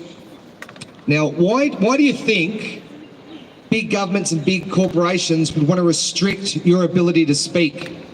Because they don't want the truth coming out. You know why? I'll tell you why. I'm going to tell you what I think. Because it's the most powerful weapon that you have. What are you doing when you speak?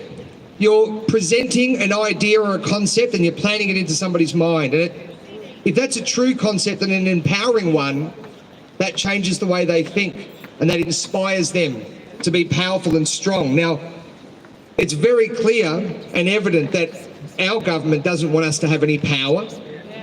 We don't have power to protect our borders anymore. They've got energy agreements which restrict our ability to protect our resources here.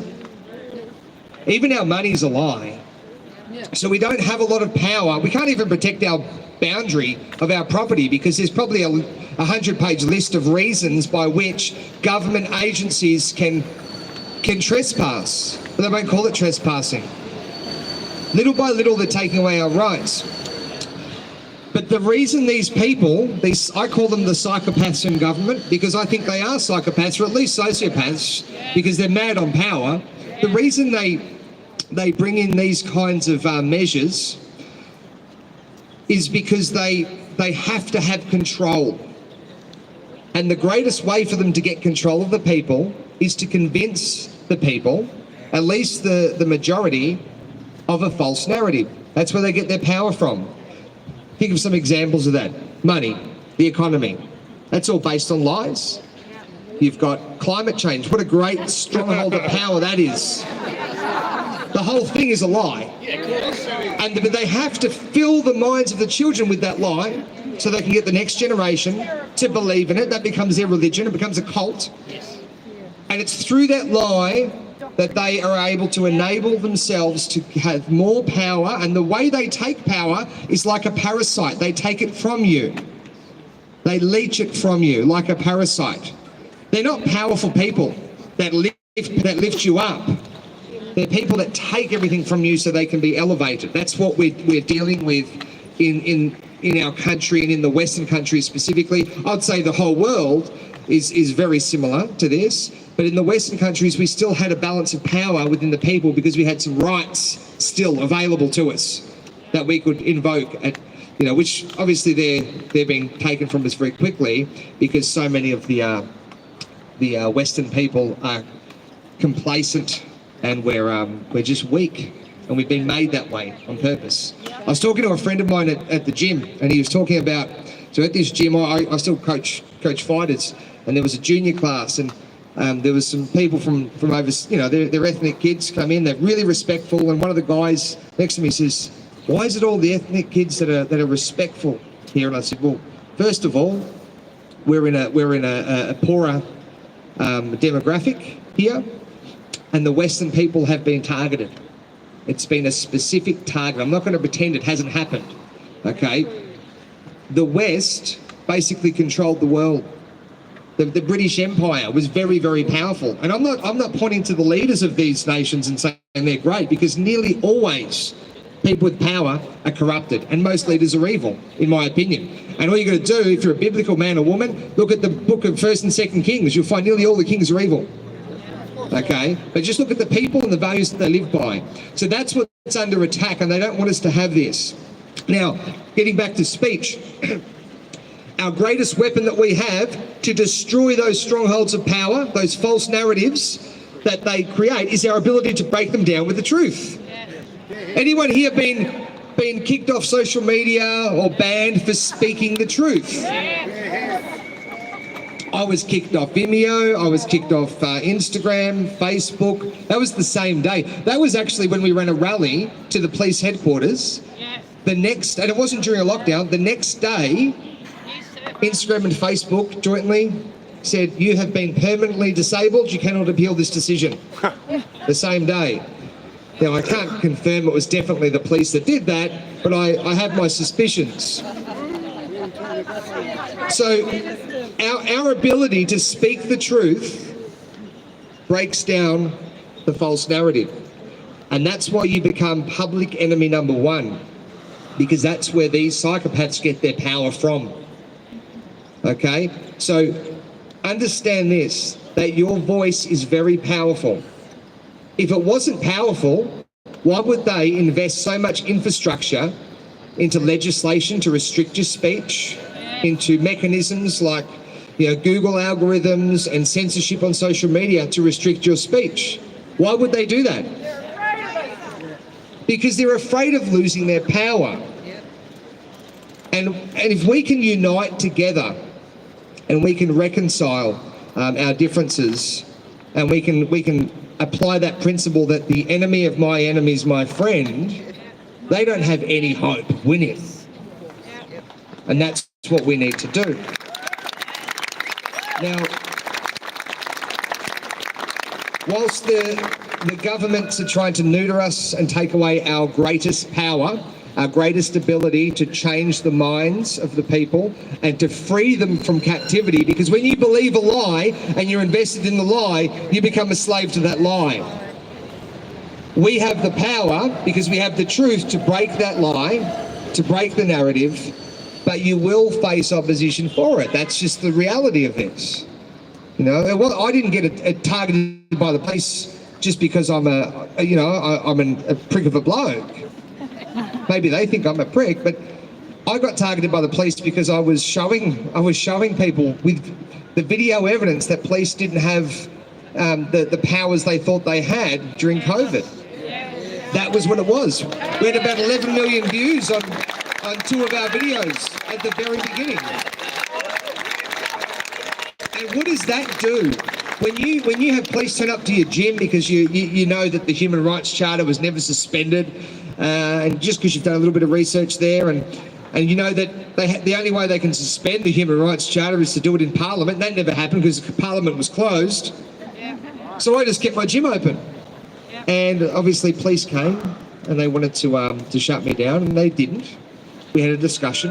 They realised they didn't really know enough to be confident enough to shut me down. Then they came back with 22 police and the DHHS, and these became videos that were viral. And what that did was it broke down the narrative in the minds of a lot of people that, yeah, why are we following this garbage, this COVID nonsense? It invokes an idea into the mind that gets people thinking. That's what they don't want you doing. They want you weak.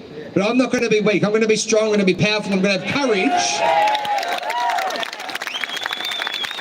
Because my job and my business and all the fancy things, they're not really worth my courage. I said this to my boys the other week. I said to one of my boys, Ezra, I said, and I do this all the time with my boys because we homeschool them because I don't want my children to become gay communists. So I said to my boy, I said, what do you think about courage? And he said, oh, I don't know. Is it important? He said, yeah. I said, how important is it? He goes, I don't know. How much money can I pay you for your courage? And he said, I'm not selling my courage. He's a 7-year-old. He understands that principle. Isn't it amazing how this world, what it does to... These are children that are pure, they've got a great mind, and as they get older and they get influenced by this world, those powerful principles get lost. And I don't think it's by chance, it's deliberate, because they don't want these minds to be strong. Okay, they understand courage. They can't even see courage. You can't put courage in a box. Here's a box full of courage. Happy birthday. It's a spiritual element, but it's more valuable even in the mind of a child with a simple, mindset. That's real. That's more important than money.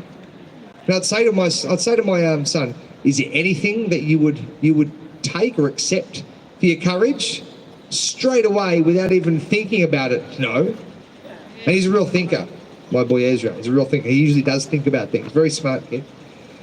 So anyway, when they try to resist, when they try to take away our ability to speak, that's the time that you need to speak more. And we all have a measure of power and influence over our own little communities. Let's use that powerful weapon, which is our most powerful weapon. And I promise you that if we do it and we do it well, we will be able to break down those narratives, and they won't be able to get anything up and make it powerful enough to take away all of our freedom. But we have to be staunch, line in the sand. It's something worth dying for, is your ability to speak, because truly it is the most powerful weapon of all of our weapons. Have faith. Believe that you can follow your conscience. God gave you a conscience and he gave you power, and you can express it most powerfully in the words you speak. So let's do that. God bless. Love you all, and thank you for being here. Cheers, Nick.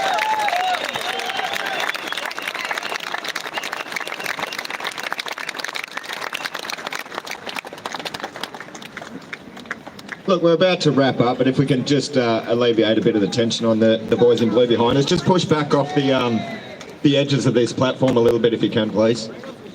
Both sides. No, this platform actually doesn't. To get approval to utilise this platform, we had to go through the council. Hey? Yeah. Anyway, I'd like to thank all of our speakers today, the ones that did turn up. We appreciate you guys. We love all the work you do. We know you do it on all of our behalves for all future generations, and this is what it takes. I'd like to thank all of you in attendance, because without you guys, next generations, our kids and their generations after, they face a world that we can't even fathom. So we do need to keep fighting and pushing back. What matters is what we do with this moment. So the US President, Ronald Reagan, he said in 1987, I believe it was in context to the Cold War, And I just feel like it's very relevant here. You and I have a rendezvous with destiny. We'll preserve for our children this, the last best hope of man on earth, or we'll sentence them to take the last step into 1,000 years of darkness. And while this remains true, add this. The darkness in this world fears illumination from our collective light. So get out there, be a beacon of truth, Australia, and shine your light!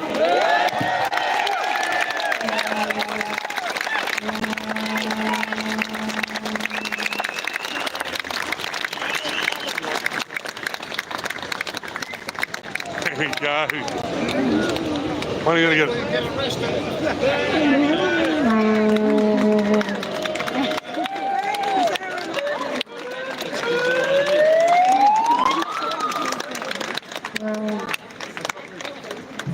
That's what we think about you, Bill.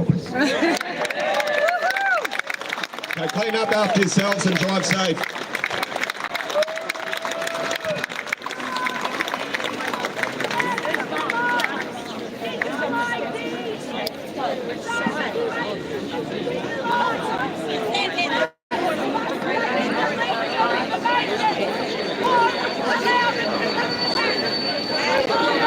There you go, look, son. Hey, good, man. How you doing? Feeding the wolves, bro. You know what I mean? I seen your mate was here earlier on today, and as soon as we all rocked up, they all disappeared. Up there. Over there. Over there. You alright? I saw back out of it. But why would they do anything about them? They're all part of the Socialist Alliance. Yeah. You know what I mean? I'm off to court tomorrow. Yeah. Oh, really? For that? Because I'm starting to get this up so.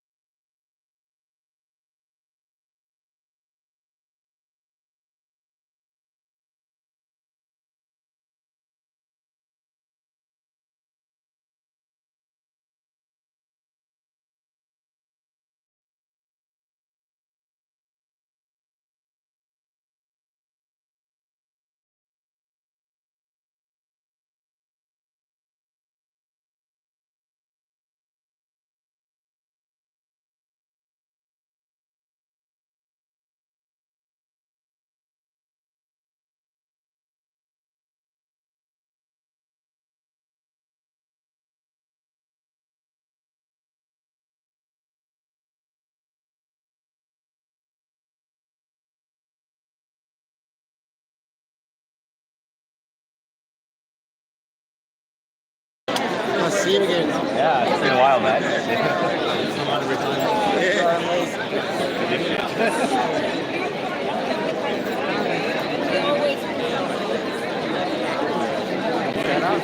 Did your dog end up passing away? Or? Yeah. Sorry, didn't you? Yeah, man. How old Like, is it? you're 16? 16, that's a pretty good innings. Pretty tough, man. So I took a bit of time off after 16 that. years Huh? with a family member. Yeah, exactly. Exactly, I know. He's like, I got a dog myself. And last couple of months, I had to like help him walk and stuff. So I just stayed home doing that stuff, man. And I felt bad, you know, like yeah, exactly. he's a German Shepherd cross, so it's hard for my parents. He's pretty heavy. Yep. Just gave him a few more like months by helping him out, you know. As I said, you're more lauded from a lot of people. Yeah, of course, exactly. Sorry? What's that? Yeah, there's another one too.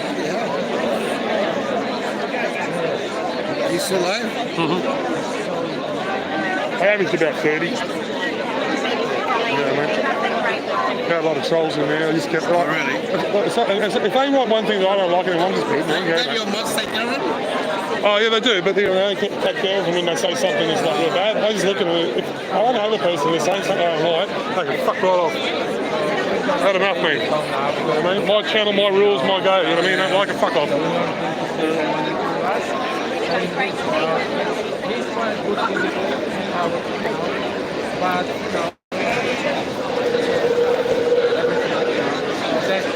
I'm gonna get out there. There's not much hanging out for. You know what I mean? There's some decent footage. What time do you have? You have a time? Time is 12:47. You're none, you're on the screen. None, you want to say hello? Hi guys. Slick.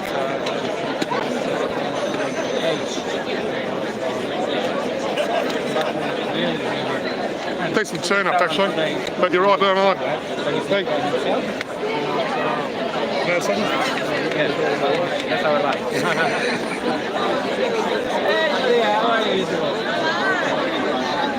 They're screaming at white power now.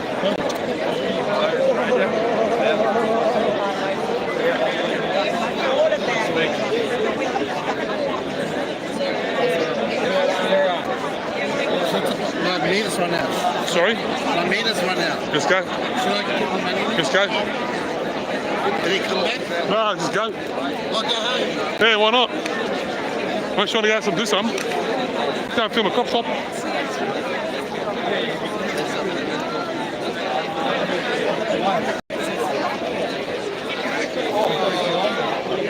Where'd you park? Yeah. Yeah, cool. Where's your car? Just down there.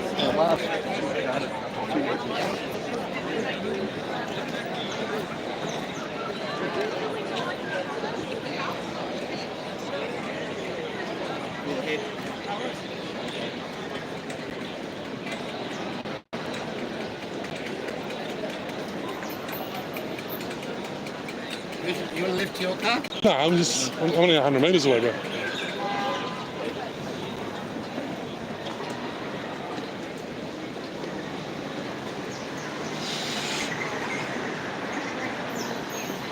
Nice day, it turned out to be a nice day. This morning was shit, it was all fucking overcast and shitty, man.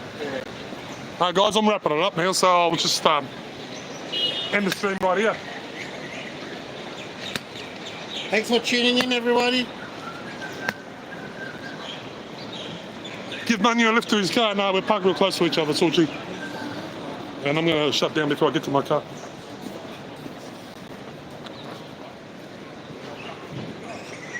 That's it, guys. So we'll see you next time. Take care, everybody. Peace. And hope you enjoyed. Farewell. Bye-bye.